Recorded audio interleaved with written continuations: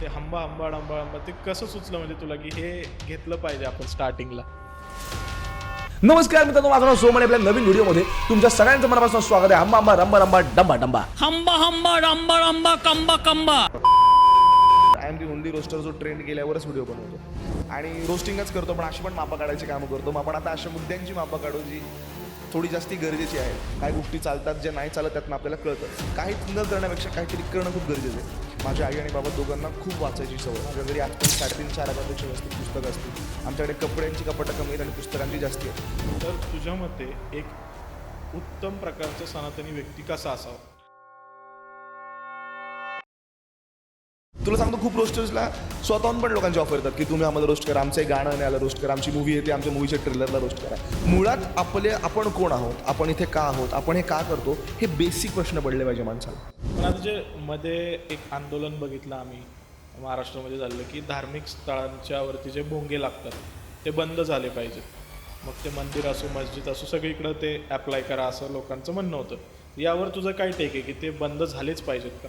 आणि हे फक्त त्यांना लागू नाही होत, हे आपल्याला पण लागू होतं. सरकारने ना पहिले सरकारचं काम करावं. पहिले ना तुम्ही पहिले खड्डे नका देऊ. तुम्ही आमच्याकडनं गाडी घेताना टॅक्स घेतात ना, हे जे तुम्ही आयडिओलॉजिकल चोळण करताना ही खूप नंतरची, कारण यात तुम्हाला काय करायचं नाही आहे. कोणताही पॉलिटिकल लीडर येऊन चांगले भोंगे खाली करा, आम्ही जाऊन आंदोलन करू, प्रेशर टाकू आणि ते भोंगे. याच्यात गव्हर्नमेंटने काय केलं? काय होतं मी तुला म्हणलं ना, आपण अशा कंडिशनिंगमध्ये राहतो की जिथे everything becomes political. And once it is political it is of no sense. आपल्याकडे ना गव्हर्नमेंट सिरियस आहे ना लोक सिरियस आहेत. मग आपण कबुतरावरनं भांडू, आपण हत्तीवरनं भांडू, आपण भोंग्यांवरनं भांडू, हेच करत राहणार. मग हे कोण करणार? कोल्हापूरच्या हत्तीणीवरती या मुद्द्यावरती पण व्हिडिओ बनवला, त्यामध्ये पण मी हे बोललो की मुद्दा हत्तीणीचा नाही आहे, पण तुम्ही हत्तीणीसाठी एकत्र आले ना. पण मग सरकारकडे अशी फॅसिलिटी नसणं हा जास्त इम्पॉर्टंट मुद्दा आहे. ते वंताराला दिलं, ते वंतारानंतरचा मुद्दा आहे तो. मी त्या व्हिडिओमध्ये हा पण मुद्दा मांडला ना की मग जर उद्या सरकारकडे शाळा चालवायची कुवत नसेल तर तुम्ही प्रायव्हेट माणसाला पूर्ण देशाची शिक्षण व्यवस्था द्याल का? मग आता ह्यात कुठेतरी पॉलिटिशियन लोक ब्रेन वॉशिंग करतात का लोकांचं? अरे पॉलिटिशियन लोक ब्रेन वॉश करतात का नाही? नाही, तुम्ही का ब्रेन वॉश होता मित्रा? पॉलिटिशियन्स आणि प्रॉस्टिट्यूशन हे जे दोन धंदे आहेत ते आपल्याकडे आधीपासून आहेत. तर व्हॉट डू यू थिंक की प्रॉस्टिट्यूशनला इंडियामध्ये लीगल केलं पाहिजे का? समाजामध्ये आज जेंडर इक्वलिटी खरीच आहे का? तुला माहिती आहे, स्त्री पुरुष समानता कधीच नाही येऊ शकत. It is just not possible. मला तुला असं विचारायचं की तुझ्या लाईफमध्ये कसा म्हणजे कधी लाईफमध्ये असा लोएस्ट फेज आला होता का जिथे तू कुठंतरी लो फील केलंस किंवा लोनली फील केलंस, एकटा असल्याचं असं तुला फील झालं? ब्रेकअप असेल किंवा दुसरी कुठली गोष्ट? I tell you first time on camera सांगतो की मी कुठे बोललेलो नाही आहे. I have spend lot of time crying, lot of time. I have cried so much. काय आउटपुट आहे? मी रडलो महिनाभर.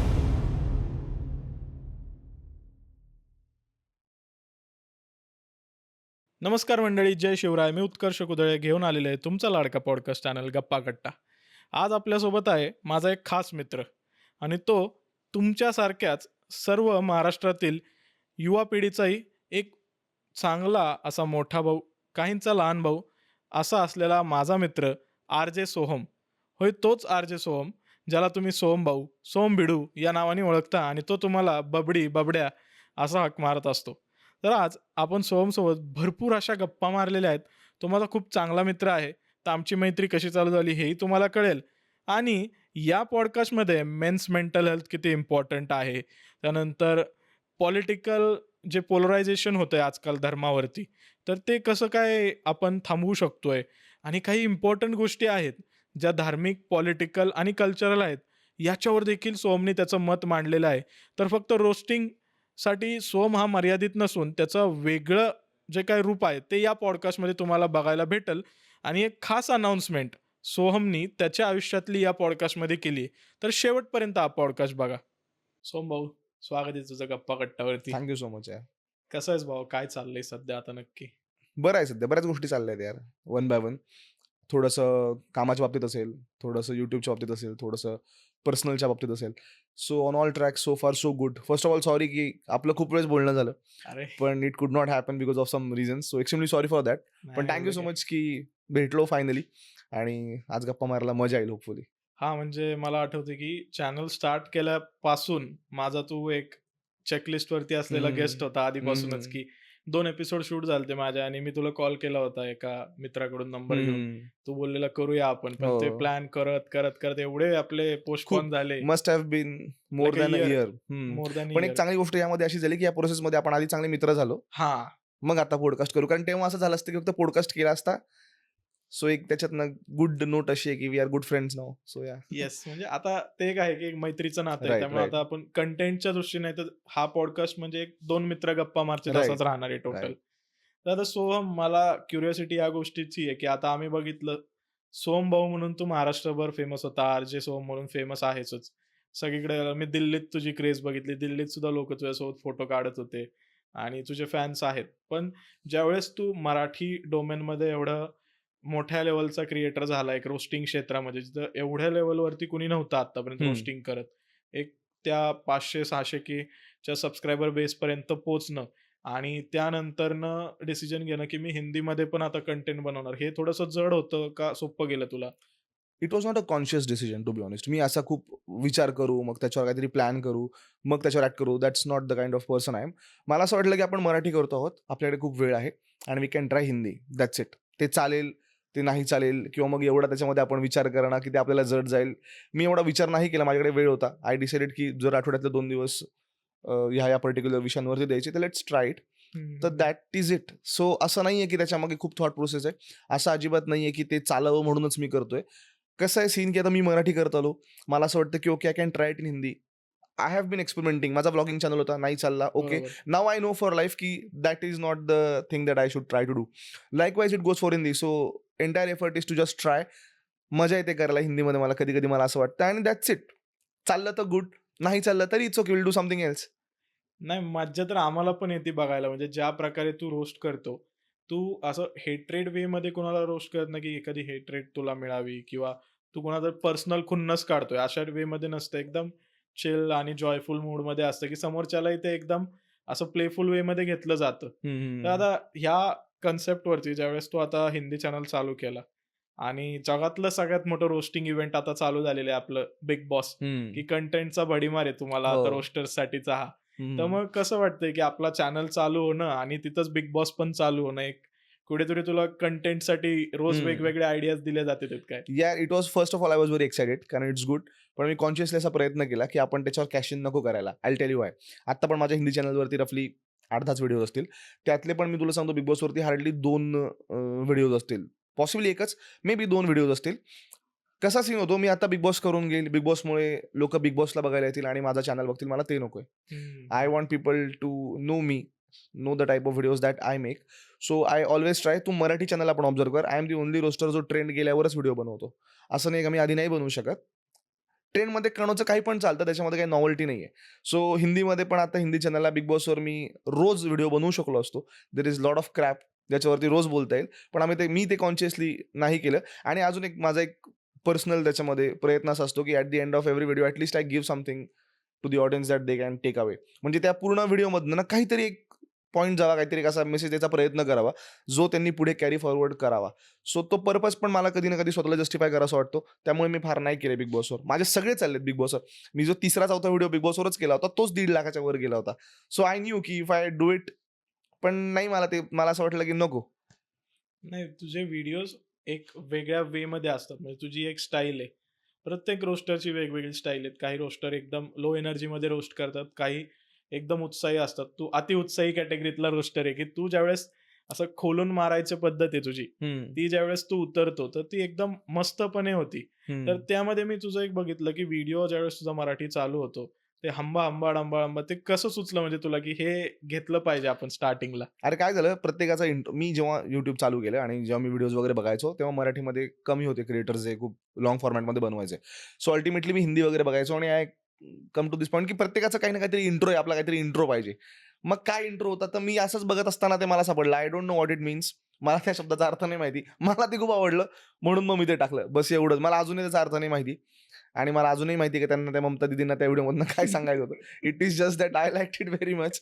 त्यामुळे मी ते कंटिन्यू केलं बॉस. आणि आता बंद केलं मी ते. आता मी ते नाही यूज करत. पण एक खूप म्हणजे 100-120 व्हिडिओचा इंट्रो होता. ईमेल वगैरे आला का त्यांच्या पार्टीचा? नाही नाही नाही नाही नाही, असं काही झालेलं नाही. असं आलं असतं तर मी अजिबात थांबलो नसतो. पण मला असं वाटलं की आता मला पण ते बोर व्हायला लागलं हा, आणि हा, म्हटलं हा. की मे बी आपण काहीतरी दुसरं ट्राय करायचं आता इंट्रोचा प्रयत्न करूयात. बस दॅट्स इट. ते मला आवडलं म्हणून आम्ही यूज केलं आणि ज्या दिवशी मला नाही आवडलं मग त्या दिवशी मी ते बंद केलं. ओके. मग आता तुझ्या व्हिडिओमध्ये आता आम्ही बघतोय की कुठेतरी एक वेगवेगळ्या प्रकारचे कॅरेक्टर्स पण आता तू करतोय. रोस्टिंगमध्ये तुझी एक वेगळी स्टाईल तू अजून नवीन जनरेट केली आहे यावर्षी. तर ती संकल्पना कशी आली की एकाच व्हिडिओमध्ये तुझे 2-3 वेगवेगळे कॅरेक्टर्स तू प्ले करतोय. एक अमिताभजींसारखं असतं, एक चिनूचं असतं कॅरेक्टर. तर हे सगळे कसं जमलं म्हणजे हे सुचलं कसं की हे केलं पाहिजे आपण रोस्टिंगमध्ये? यार उत्कर्ष कसा सीन झाला, मी आता 4 वर्ष होतील प्रोबॅबली मी करतोय videos. I have wasted lot of time in lot of things when I should have put my efforts in work to be honest. मला हे रिअलाइज झाल्यानंतर मला असं कळलं ना, की मी खूप मागे पडत गेलो या सगळ्या झोनमध्ये. ॲज अ पर्सन ज्याला स्वतःचा पोटेन्शियल माहिती असताना सुद्धा. तर माझा आता कॉन्शियस प्रयत्न असा आहे ना, की मी माझे सगळे एफर्ट्स माझ्या कामामध्ये द्यावे. So I keep on thinking आपल्याला नवीन काय करता येईल. आता मला जमतं हेच. मी अचानक जर ज्ञान द्यायच्या वाता करायला लागलो, तर ते प्रोबॅबली नाही जाणार. कारण ना लोकांना बघायची सवय ना मला त्या झोनमध्ये बोलायची सवय. सो माझा प्रयत्न असा होतो की आपण याच्यामध्ये अजून नवीन काय करू शकतो. Latest try. मी खूप असं ॲज अ पर्सन मला ट्राय करण्यामध्ये खूप जास्त इंटरेस्ट आहे. सगळ्या गोष्टी नाही चालत. काही गोष्टी चालतात, ज्या नाही चालत त्यातनं आपल्याला कळतं. काहीच न करण्यापेक्षा काहीतरी करणं खूप गरजेचं आहे. सो आता मी जरा म्हणतो ना कॅरेक्टर्स असतील. I will tell you first time on camera सांगतो की मी कुठे बोललेलो नाहीये. आय डोंट नो की हा व्हिडिओ त्या व्हिडिओच्या आधी येईल का नंतर येईल. पण आम्ही आता काही असे पॉइंट्स घेतलेत फॉर व्हिडिओज जे रोस्टिंगच आहे. जे डॉक्युमेंटरी फॉर्मॅटमधला रोस्टिंग आहे आणि ते अशा मुद्द्यांवर आहे जे तुझ्या माझ्या सगळ्यांच्या आयुष्यावरती खूप मोठा इम्पॅक्ट करतात. तुम्हाला बघितल्यावरती तो मे बी आयडियल. आम्ही तो 4-5 सिटीजमध्ये जाऊन शूट करतोय. ओके. त्याच्यामध्ये आम्ही खूप मोठे एफर्ट्स घेतोय लॉजिस्टिकली पण. अजून त्या व्हिडिओमध्ये 1-2 अशा गोष्टी आहेत ज्या आम्हाला त्या व्हिडिओमध्ये टाकायच्या आहेत. पण ज्यासाठी काही गव्हर्नमेंटची परमिशन्स घ्यावी लागते. इट्स अ लॉट ऑफ काय तर म्हणता येईल paper work, lot of efforts. पण तो खूप कॉन्शियस एफर्ट आहे आणि ते चालेल नाही चालेल हा नंतरचा मुद्दा आहे. मला खूप चांगलं वाटेल की एका व्हिडिओसाठी आपण एवढे एफर्ट्स घेतले आणि रोस्टिंगच करतो पण अशी पण मापं काढायची कामं करतो. मग आपण आता अशा मुद्द्यांची मापं काढू जी थोडी जास्ती गरजेची आहेत. म्हणजे काही त्यावर पण चालेल. सामाजिक बांधिलकीचे मुद्दे आहेत का? बरेच आहेत. मी आता सांगितलं ते कळून जाईल. Okay. But you will figure it out. येईल आता म्हणजे. नाही, नक्कीच आता ऑडियन्समध्ये ती एक्साइटमेंट असेल की True. काय येणार आहे. पण तुझ्या रोस्टिंग सोबत आम्ही तुझ्या व्हिडिओजमध्ये अजून एक शेड बघितली की तू थोडे पॅट्रियोटिक अशा वे मधले पण व्हिडिओज करतो. ज्यावेळेस ऑपरेशन सिंदूर झालं त्यावेळेस तर तुझा व्हिडिओ आम्ही बघितला. एक तर तो व्हायरल गेला ती वेगळी गोष्ट आहे. पण त्यातून तू जी इन्फॉर्मेशन दिली आणि जो मेसेज दिला एक, तो खूप इम्पॉर्टंट होता मला असं वाटतं की त्या पर्टिक्युलर पॉइंट ऑफ टाईमला. त्यानंतरनं तुझं धर्मावरती पण एक चांगला अभ्यास आहे की तू पॉलिटिकल गोष्टींवर तर बोलतो, पण तू रिलिजियस गोष्टींवरती पण एक उत्कृष्ट प्रकारे ती मांडणी करतो. तर मग हे सगळं करण्यासाठी तुझं नेमकं सोर्स ऑफ इन्फॉर्मेशन काय आहे? कारण आजकाल लोकं फक्त ChatGPTला रेफर करतात. तर तुझं कसं असं आहे का कुठलं GPT तू रेफर करतो? सुदैवाने माझ्या घरामध्ये मी लहानपणापासून टीव्ही नव्हता. खूप वेळ फर्स्ट ऑफ ऑल. मी फक्त मला क्रिकेट बघायला, खेळायला खूप आवडायचं. सो आम्ही टीव्ही ट्यूनर कार्ड नावाचा एक प्रकार यायचा, जे कॉम्प्युटरच्या मॉनिटरला तुला टीव्हीमध्ये कन्व्हर्ट करता यायचं. Okay. So we use to use that जेव्हा IPL असायचं किंवा काही टुर्नामेंट असायच्या क्रिकेटच्या दॅट्स इट. सो माझ्याकडे खूप जास्ती वेळ होता. माझ्या आई आणि बाबा दोघांना खूप वाचायची सवय. माझ्या घरी आज पण 3,500-4,000 पेक्षा जास्ती पुस्तकं असतील. आमच्याकडे कपड्यांची कपाटं कमी आहेत आणि पुस्तकांची जास्ती आहेत. सो लहानपणापासून मला वाचणं, आई-बाबा तेच करायचे. पण आपण we learn from our surroundings. लोकं आजूबाजूला काय करतायत ते आपण करतो. तर माझ्या घरचे वाचायचे. सो इव्हेंच्युअली मला असं झालं की बोर झाल्यावरती आपल्याला वाचावं लागतं. लकीली तेव्हा मोबाईल नव्हता. So I have grow up in a home जिथे खूप पुस्तकं वाचायचं वातावरण आहे. माझे बाबा आजही पूर्ण दिवस अभ्यास करतात. त्यांचं पॅशन आहे अभ्यास करणं वेगवेगळ्या विषयांवरती. सो थोडंफार ते माझ्यामध्ये कॅरी झाल्यामुळे my first point of reference is always books.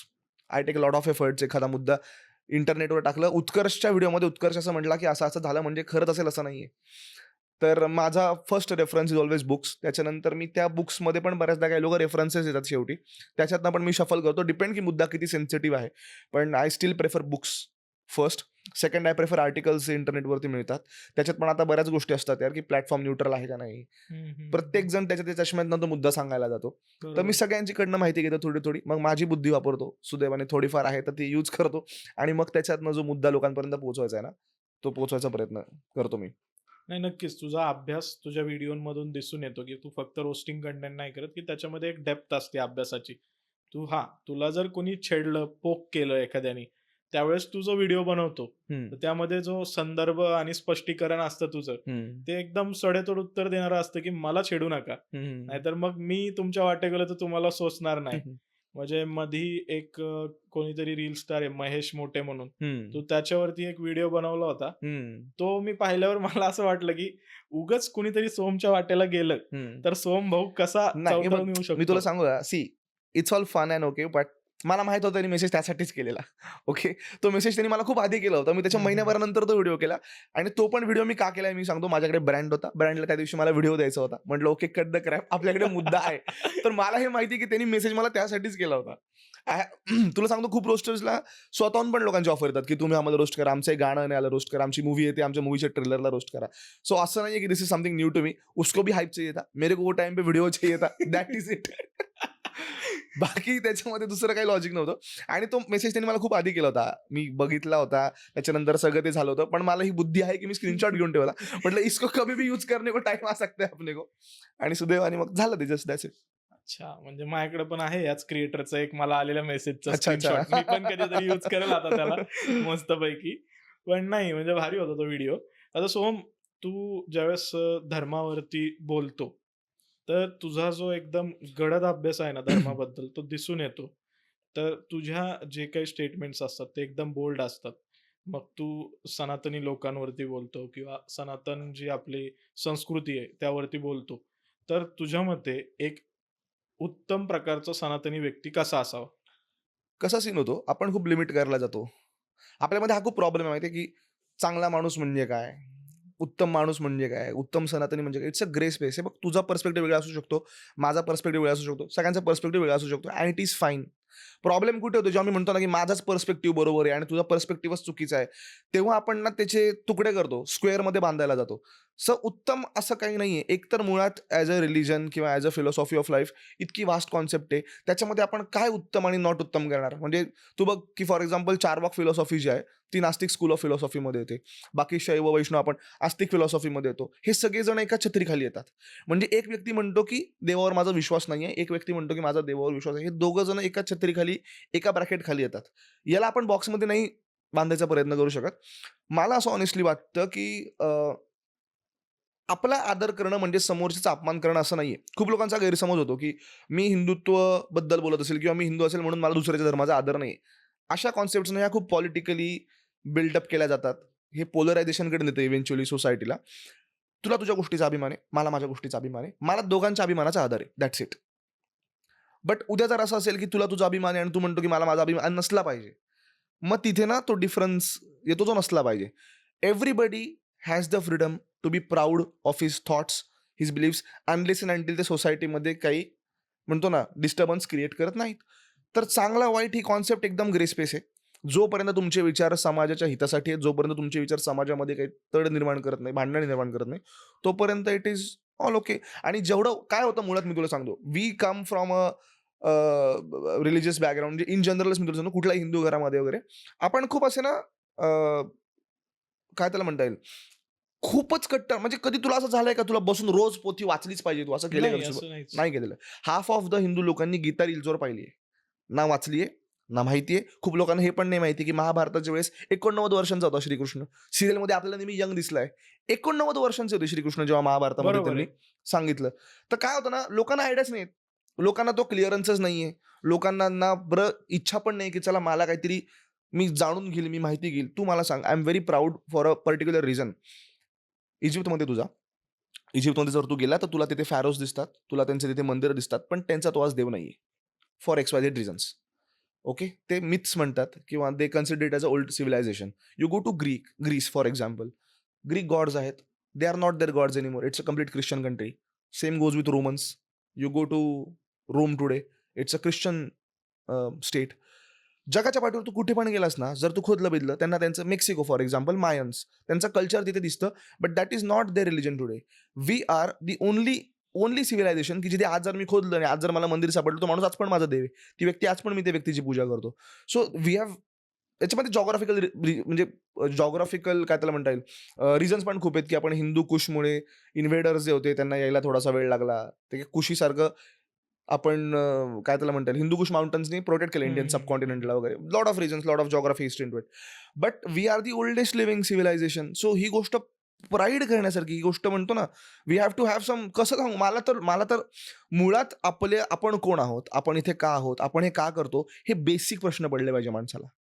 हे पडत नाही आजच्या पिढीला मित्र. आणि मग काम खूप सोपं होतं. मी तुला ट्विस्ट करून सांगतो. मग मी तुला ट्विस्ट करतो. एक खूप आजकाल सोशल मीडियावरती काही महिन्यांपूर्वी ट्रेंड होतं, की आपला धर्म हा महिलांना ऑप्रेस करतो. आपण देवाचं नाव घेताना पहिले एक तर आईचं किंवा पत्नीचं नाव घेतो. आपण बरोबर. सियाराम म्हणतो, आपण अंजनीच्या सुता म्हणतो. जिथे देवाचं अस्तित्वच मुळात एका त्याच्या आयुष्यातल्या स्त्रीमुळे आपण देतो किंवा त्या स्त्रीचं नाव घेऊन आपण देतो. आपण कसं काय मला सांग मिसोजिनिस्ट किंवा टॉक्सिक मेल सिव्हिलायझेशन असतो. नाहीच. This is such a rubbish. किंवा अरे आपल्याकडे पूजा दाखवा तुम्ही मला कुठलाही religion. Take your time, make some studies. कुठल्याही मेजर रिलिजनमध्ये जिथे बायकांची पूजा केली जाते, यू शो मी. पण nobody wants to take efforts in knowing it. आणि मग असंच असतं की जेव्हा तू जर तुझ्या फॅमिलीमध्ये मेहनत नाही घेते, तुला तुझ्या घरच्यांबद्दल काही माहित नाही, मी उत्कर्ष लिहून सांगितलं की अरे बाबा तुझे ते चुलते तुझ्याबद्दल असं असं बोलतात, संपलं ना. उत्कर्षने कधी माहिती घेतली नाही, उत्कर्षला ते चुलते माहिती नाही, पण उत्कर्षने सोहमचं ऐकलं कारण सोहमने सांगितलं. हा. त्यामुळे खूप डिस्टॉर्शन होतं यार. तर फर्स्ट थिंग फर्स्ट, मी माझ्या व्हिडिओजमध्ये पण हे बोलतो की तुम्ही माझे व्हिडिओज बघता म्हणून मी खरं बोलतो असं नका तुम्ही भानगडीत पडू. प्रश्न पडू द्या तुमच्या डोक्यामध्ये आणि मेहनतीने स्वतःची उत्तरं स्वतः शोधा. तर सेम आहे चांगला सनातनीचं उत्तर. मी कोण आहे, मी माझा काय अभ्यास आहे मला सांग. मी या पोझिशनमध्येच नाही की मी लोकांना सांगेल चांगलं काय आणि वाईट काय. माझा कॉमन सेन्स असा की जोपर्यंत तुमच्या विचाराने समाजामध्ये काही भांडण निर्माण होत नाही, जोपर्यंत तुम्ही समोरच्याचा आदर करता, तोपर्यंत तुम्ही चांगले आहात. आणि चांगुलपणा नेहमी सॉफ्टच असतो असंही नाही. तर जर तुम्ही मला टार्गेट करत असाल तर माझ्यामध्ये तितक्याच ताकदीने, कदाचित त्यापेक्षा जास्ती वर जाऊन उत्तर द्यायची तयारी असेल तर इट इज गुड. चांगला माणूस म्हणजे एकदा हे पण असतं ना की नेहमी सॉफ्टच पाहिजे. चांगला माणूस म्हणजे नेहमी विनम्रच असतो नसतात. नॉन विनम्र माणूस पण चांगला असू शकतो. असं काही गरजेचं नाही ना. बरोबर आहे. पण आता जे मध्ये एक आंदोलन बघितलं आम्ही महाराष्ट्रामध्ये झालेलं, की धार्मिक स्थळांच्या वरती जे भोंगे लागतात, ते बंद झाले पाहिजेत. मग ते मंदिर असो, मस्जिद असो, सगळीकडे ते अप्लाय करा असं लोकांचं म्हणणं होतं. यावर तुझं काय टेक आहे, की ते बंद झालेच पाहिजेत का? It's very simple. I've been to Dubai. I have lot of my friends. I do lot of business in Bahrain, in Dubai, in very Islamic countries. तिकडे हे नाही होत. आणि हे फक्त त्यांना लागू नाही होत, हे आपल्याला पण लागू होतं. सो हा कुठल्या एका धर्माचा मुद्दा नाहीये. हा कॉमन सिविक सेन्सचा मुद्दा आहे. उद्या सपोज असं सांग, मी माझा सोमचा वेगळा धर्म आहे आणि माझा धर्म असा आहे की मी रोज रात्री जाऊन चौकामध्ये झोपतो. आणि मला काही लोक फॉलो करतात. मला सांग, ओके सोमभाऊने सांगितलं चौकात झोपायला. याच्याने तुमचा ज्याशी त्या झोपण्याशी काही संबंध नाही. याला काही ना काहीतरी त्रास होणार आहे. तर मी सॅनिटी ही आहे की मी चौकात नाही झोपला पाहिजे. That is it. काय होतं मी तुला म्हटलं ना, आपण आपण अशा कंडिशनिंगमध्ये राहतो की जिथे everything becomes political. And once it is political it is of no sense. कारण एकदा तो मुद्दा पॉलिटिकल झाला ना की त्याच्यामध्ये तू काहीतरी बोलशील, तू काहीतरी बोलशील. तुम्हाला दोघांना काही घेणं देणं नाही. पण तुम्ही दोघं जण तुमच्या पोळ्या भाजून घ्याल कारण मी पेटलेलो असतो. हा पॉलिटिकल मुद्दा नाहीये. जगामध्ये कुठल्याच तुम्ही मोठ्या आणि तुला माहितीये भोंगा हा खूप नंतर येतो यार. मी आता जेवढं फिरलो, मी व्हिएतनामला होतो 1.5 महिना. तुला सांगतो लाज वाटते. मी दानांग सारख्या छोट्या शहरामध्ये गेलो, जे नाशिक एवढं खरं तर कम्पेअर केलं जातं. तिथले रस्ते, तिथला सिव्हिक सेन्स बघता, तिथली म्हणजे म्हणतो ना सिव्हिक प्लॅनिंग बघता. पहिले तर हे पण करायला पाहिजे. काय होतं ना, मी म्हटलं तसं की भोंगा हा सेन्सिटिव्ह मुद्दा होतो. लगेच मी विसरून जातो की माझ्या घरासमोर खड्डे पण आहेत. सरकारने ना पहिले सरकारचं काम करावं. पहिले ना तुम्ही पहिले खड्डे नका देऊ. तुम्ही आमच्याकडनं गाडी घेताना टॅक्स घेतात ना. हे जे तुम्ही आयडिओलॉजिकल चोळण करताना ही खूप नंतरची, कारण यात तुम्हाला काय करायचं नाहीये. कोणताही पॉलिटिकल लीडर येऊन सांगेल भोंगे खाली करा, आम्ही जाऊन आंदोलन करू, प्रेशर टाकू आणि ते भोंगे. याच्यात गव्हर्नमेंटने काय केलं? गव्हर्नमेंटने काहीच नाही केलं. सुप्रीम कोर्टाने डिसिजन दिलेला आहे. यांनी इम्प्लिमेंट केला पाहिजे ना. मग हे का बरं इम्प्लिमेंट करत नाहीत? अरे आपण खूप फक्ट अप ॲटमॉस्फिअरमध्ये राहतो आणि हे मला काय आज आलेली अक्कल नाहीये. मला पण 3-4 वर्ष लागली. पण आता मला या गोष्टी जरा उमजायला लागले की गव्हर्नमेंट पहिले गव्हर्नमेंटच काम करत नाही. बेसिक नेसेसिटीज नाही देऊ शकलेल्या आपल्याला. चांगले रस्ते नाही देऊ शकलेलो आपण. आपण चांगली हेल्थकेअर नाही देऊ शकलो. एकदम सिंपल आहे यार की क्वालिटी ऑफ लाईफ असते ना. मी खूप खुश होतो यार 1.5 महिना त्या छोट्या शहरामध्ये. मी तुला खरंच सांगतो. पार्क, ट्रॅफिक आणि मग इव्हेंच्युअली जेव्हा गव्हर्नमेंट सिरियस होतं ना, तेव्हा हे लोकांमध्ये पण येतं. आपल्याकडे ना गव्हर्नमेंट सिरियस आहे, ना लोक सिरियस आहेत. मग आपण कबुतरावरनं भांडू, आपण हत्तीवरनं भांडू, आपण भोंग्यांवरनं भांडू. हेच करत राहणार. मग हे कोण करणार?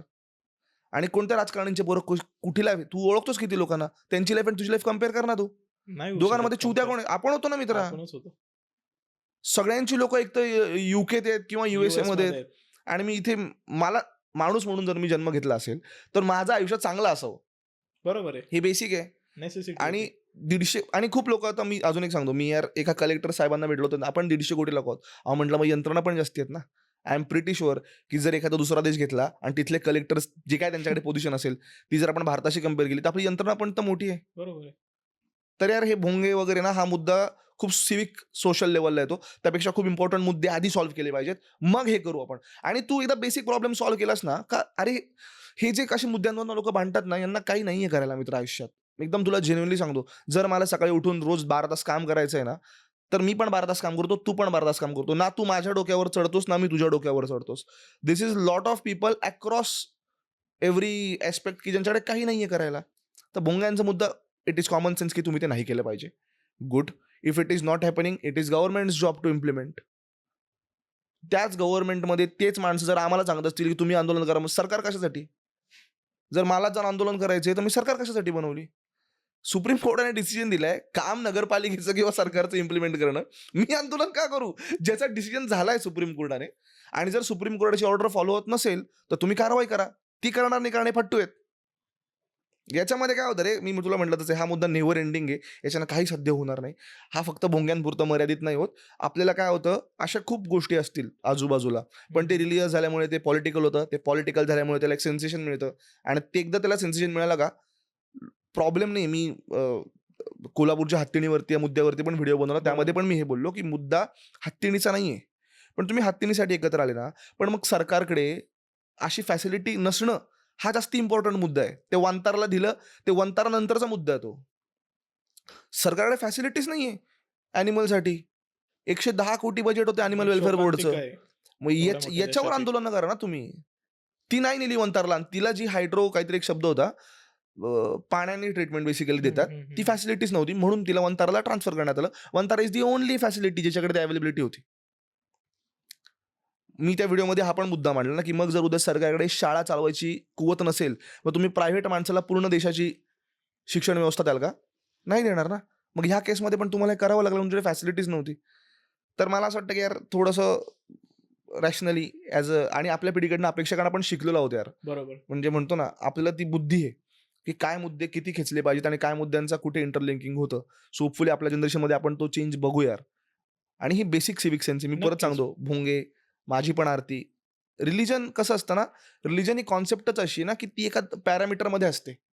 ती मी माझ्यासाठी करतो. भक्ती मी कोणासाठी करतो? तुझ्यासाठी करतो, माझ्यासाठी करतो ना मी. स्वतःसाठी. तर माझी भक्ती जेव्हा मी माझ्यासाठी करतो ना, माझ्या भक्तीचा कोणाला त्रास नाही झाला पाहिजे. दिस इज इट. सिम्पल लॉजिक आहे. आणि हे म्हणतो ना, खूप कुठल्याच एक्स्ट्रीम कट्टरवादी विचारधारेचा नाही. माणूस म्हणून आपण जन्म घेतला, हा बेसिक कॉमन सेन्स आहे. आणि कधीतरी लोक सहन करतात. तुझ्या घरात लग्न आहे, मी तुझ्या बाजूला राहतो, तर तुझं जागरण गोंधळ घालणार आहेस ना, मी सहन करेल ना एक दिवस. बरोबर आहे. पण तू कळतं. रोजच घालायला लागला तर मी का सहन करू जागरण गोंधळ? भलेही मला मजा येत असेल. सिम्पल आहे ना यार. तर कधी कधी सण असतात, कधी कधी फेस्टिवल असतात, आणि अक्रॉस रिलिजन थ्रू आउट. आता दुबई सारख्या कंट्रीमध्ये पण गणपती साजरी होत असतील. काही लोकांना ते नसेल पटत, पण पीपल ऍडजस्ट ना, बिकॉज सिविक सेन्स, ऍक्सेप्टन्स, काम, बिझी माणसांची संख्या जास्ती आहे. आपल्याकडे काय होतं, एकदमच ते झोनून जातो. तसं नाही पाहिजे. वर्ल्ड वाईड जगन्नाथपुरीत जशी रथयात्रा होती, तशी वर्ल्ड वाईड आता रथयात्रा होती हम्म. इस्कॉनच्या माध्यमातून. तर काही लोकांना नसेल पटत, पण कित्येक फॉरेनर्स त्यामध्ये कीर्तनात सहभागी होतात. So it depends on your personal choice हा, and civic as long sense. As I don't disturb your mental peace. माझ्यामुळे समाजामध्ये व्हायलन्स होईल असं काही होत नाहीये. It is okay. एका सर्टन लिमिटपर्यंत इट इज ओके पाहिजे यार, असं म्हणजे मला असं वाटतं. मग आता ह्यात कुठेतरी पॉलिटिशियन लोक ब्रेन वॉशिंग करतात का लोकांचं? अरे पॉलिटिशियन लोक ब्रेन वॉश करतात का नाही हे नाही, तुम्ही का ब्रेन वॉश होता मित्रा? सगळे आम्ही सामान्य माणसं, मग नका ना राहू सामान्य. तुम्हाला कोणी बळजबरी केली का सामान्य राहायला? हे म्हणजे असं झालं, अरे मी सपोज एखादा कुत्रा पाळलाय, माझा कुत्रा भुंकतो, त्याचं कामच भुंकणे बाबा. त्याचं एक्झिस्टन्सच भुंकणं आहे त्या बिचारायचं. तर पॉलिटिक्स ॲज अ फील्ड, त्याची रिक्वायरमेंटच ही आहे की तुम्ही मुद्द्याला पॉलिटिसाइज करा. म्हणजे काय पॉलिटिशियनकडनं एक्सपेक्टेड काय तुला? आय एस ऑफिसर का बरं ठेवतो आपण? पॉलिटिशियन्स बाय डिफॉल्ट प्रोफेशनच हे आहे.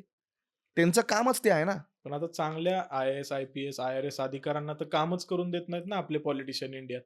अरे मग मी हा जो इंटरलिंक्ड मुद्दा आहे ना, की लोकांना आय एस ऑफिसर्सला काम करू देत नाही. मला सांग तू, आता मी तुला जेन्युइनली सांगतो, मी ऑन कॅमेरा सांगतो, I have seen more corrupt government officials than politicians. तू पीडब्ल्यूडी डिपार्टमेंटला कधी गेलाय का कुठल्या? तू कुठल्या पण शहरात आहे ना, पीडब्ल्यूडी डिपार्टमेंटला जा. सगळे नाही म्हणत आहे मी, I am not taking everyone under the same bracket, but it is harsh reality, unfortunate truth. आता चेन्नईमधली एक कंपनीचा ट्विटरवरती कस्टम्सचा त्यांनी करप्शन एक्सपोज केलं, आणि त्यांनी कामच थांबवलं की कस्टम डिपार्टमेंट आम्हाला असं असं हॅरॅस करतं. काय होतं रे, एकमेकांवर बोट देण्यात काही अर्थ नाहीये. तुम्ही आमचा का बळी घेता? मग आम्ही काही उपटायला तिथे तुम्हाला निवडून दिलं किंवा तुम्ही अधिकारी झाले का? हा प्रॉपर संताप आहे ना. सिम्पल लॉजिक आहे. सगळ्याचे सोल्युशन्स आम्हीच शोधायचे. म्हणजे मतदान पण आम्ही करायचं, अधिकारी आले त्यांना रिस्पेक्ट पण आम्ही द्यायची, मग यांचा गोंधळ पण आम्हीच सॉल्व्ह करायचा. मग तुमचा काय उपयोग आहे भाई? तुम्ही आमच्या बोकंडी बसायचा आता फक्त आणि तेवढंच. आणि इंडियामध्ये हा प्रॉब्लेम आहे ना, की आपण खूप म्हणजे म्हणतो ना, गव्हर्नमेंट सर्व्हंट या शब्दाला आपण सर्व्हंटच काढून टाकतो. बाहेर असा हा फालतूपणा नाही बरं का, कुठला राजकारणी आला तर त्याची जाऊन पाय धरा, कुठला राजकारणी आला का त्याच्या जाऊन तुम्ही गळ्यातच पडा. हे फक्त आपल्याकडे होतं. काय झालं ना, by our history we are not democratic people first of all. मी हे नेहमी सांगतो की इंडियामध्ये ना डेमोक्रेसी खूप सक्सेसफुल फंक्शन नाही होत, कारण आपण नाही आहे डेमोक्रॅटिक पीपल. आपल्या इतिहासापासून आपण राजांच्या अंडर काम केलंय. We have always been under authoritarian. आपले डेमोक्रॅटिक लीडर्स पण असे जे बाय नेचर अथॉरिटेरियन आहेत. तू बघ, म्हणून लोकांना मोदी आवडतात, योगी आदित्यनाथ आवडतात, बाळासाहेब ठाकरे आवडतात, जे एक अथॉरिटी घेऊन बोलतात. तू असं कधी बघितलं का? माझे फेवरेट पॉलिटिशियन एक्झाम्पल, आता मला माहित नाही त्यांच्याबद्दल, पण मग सचिन पायलट आहेत बुवा. नाही, नाही बघत. आपल्याला आवडतातच अशी माणसं ज्यांच्यामध्ये तो एक अथॉरिटेरियन तो काय approach aggression आणि असेल, तो जो- leadership it quality is pretty basic की we like it and we worship such people. तू बघ, यांची पूजा करतात लोक. यांना जर काही झालं, यांना काही बरं वाईट झालं, तर लोकांना हार्ट अटॅक येतात.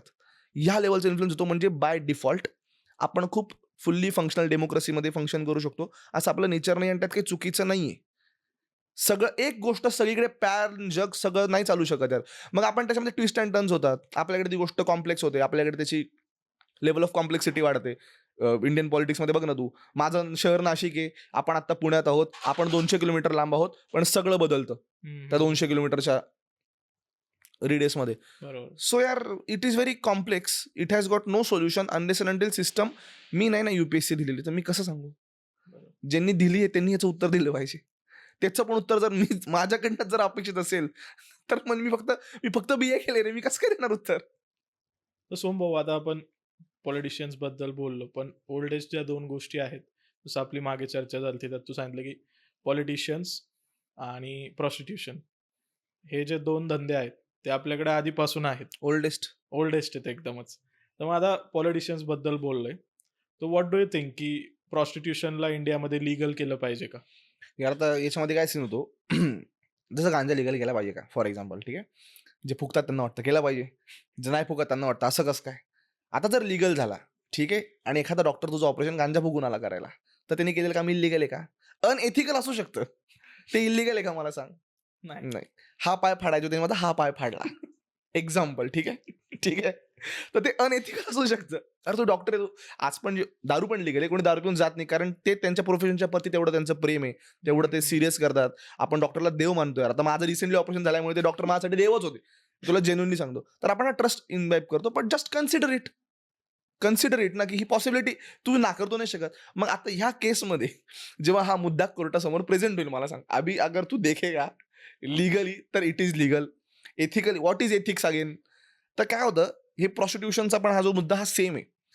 एकतर आपल्याला त्याबद्दल काही माहिती नाही, ठीक आहे, त्याची कॉम्प्लेक्सिटीज माहिती नाही, नो एक्सपिरियन्स ॲट ऑल. म्हणजे त्याचं डायनॅमिक्स माहिती नाही.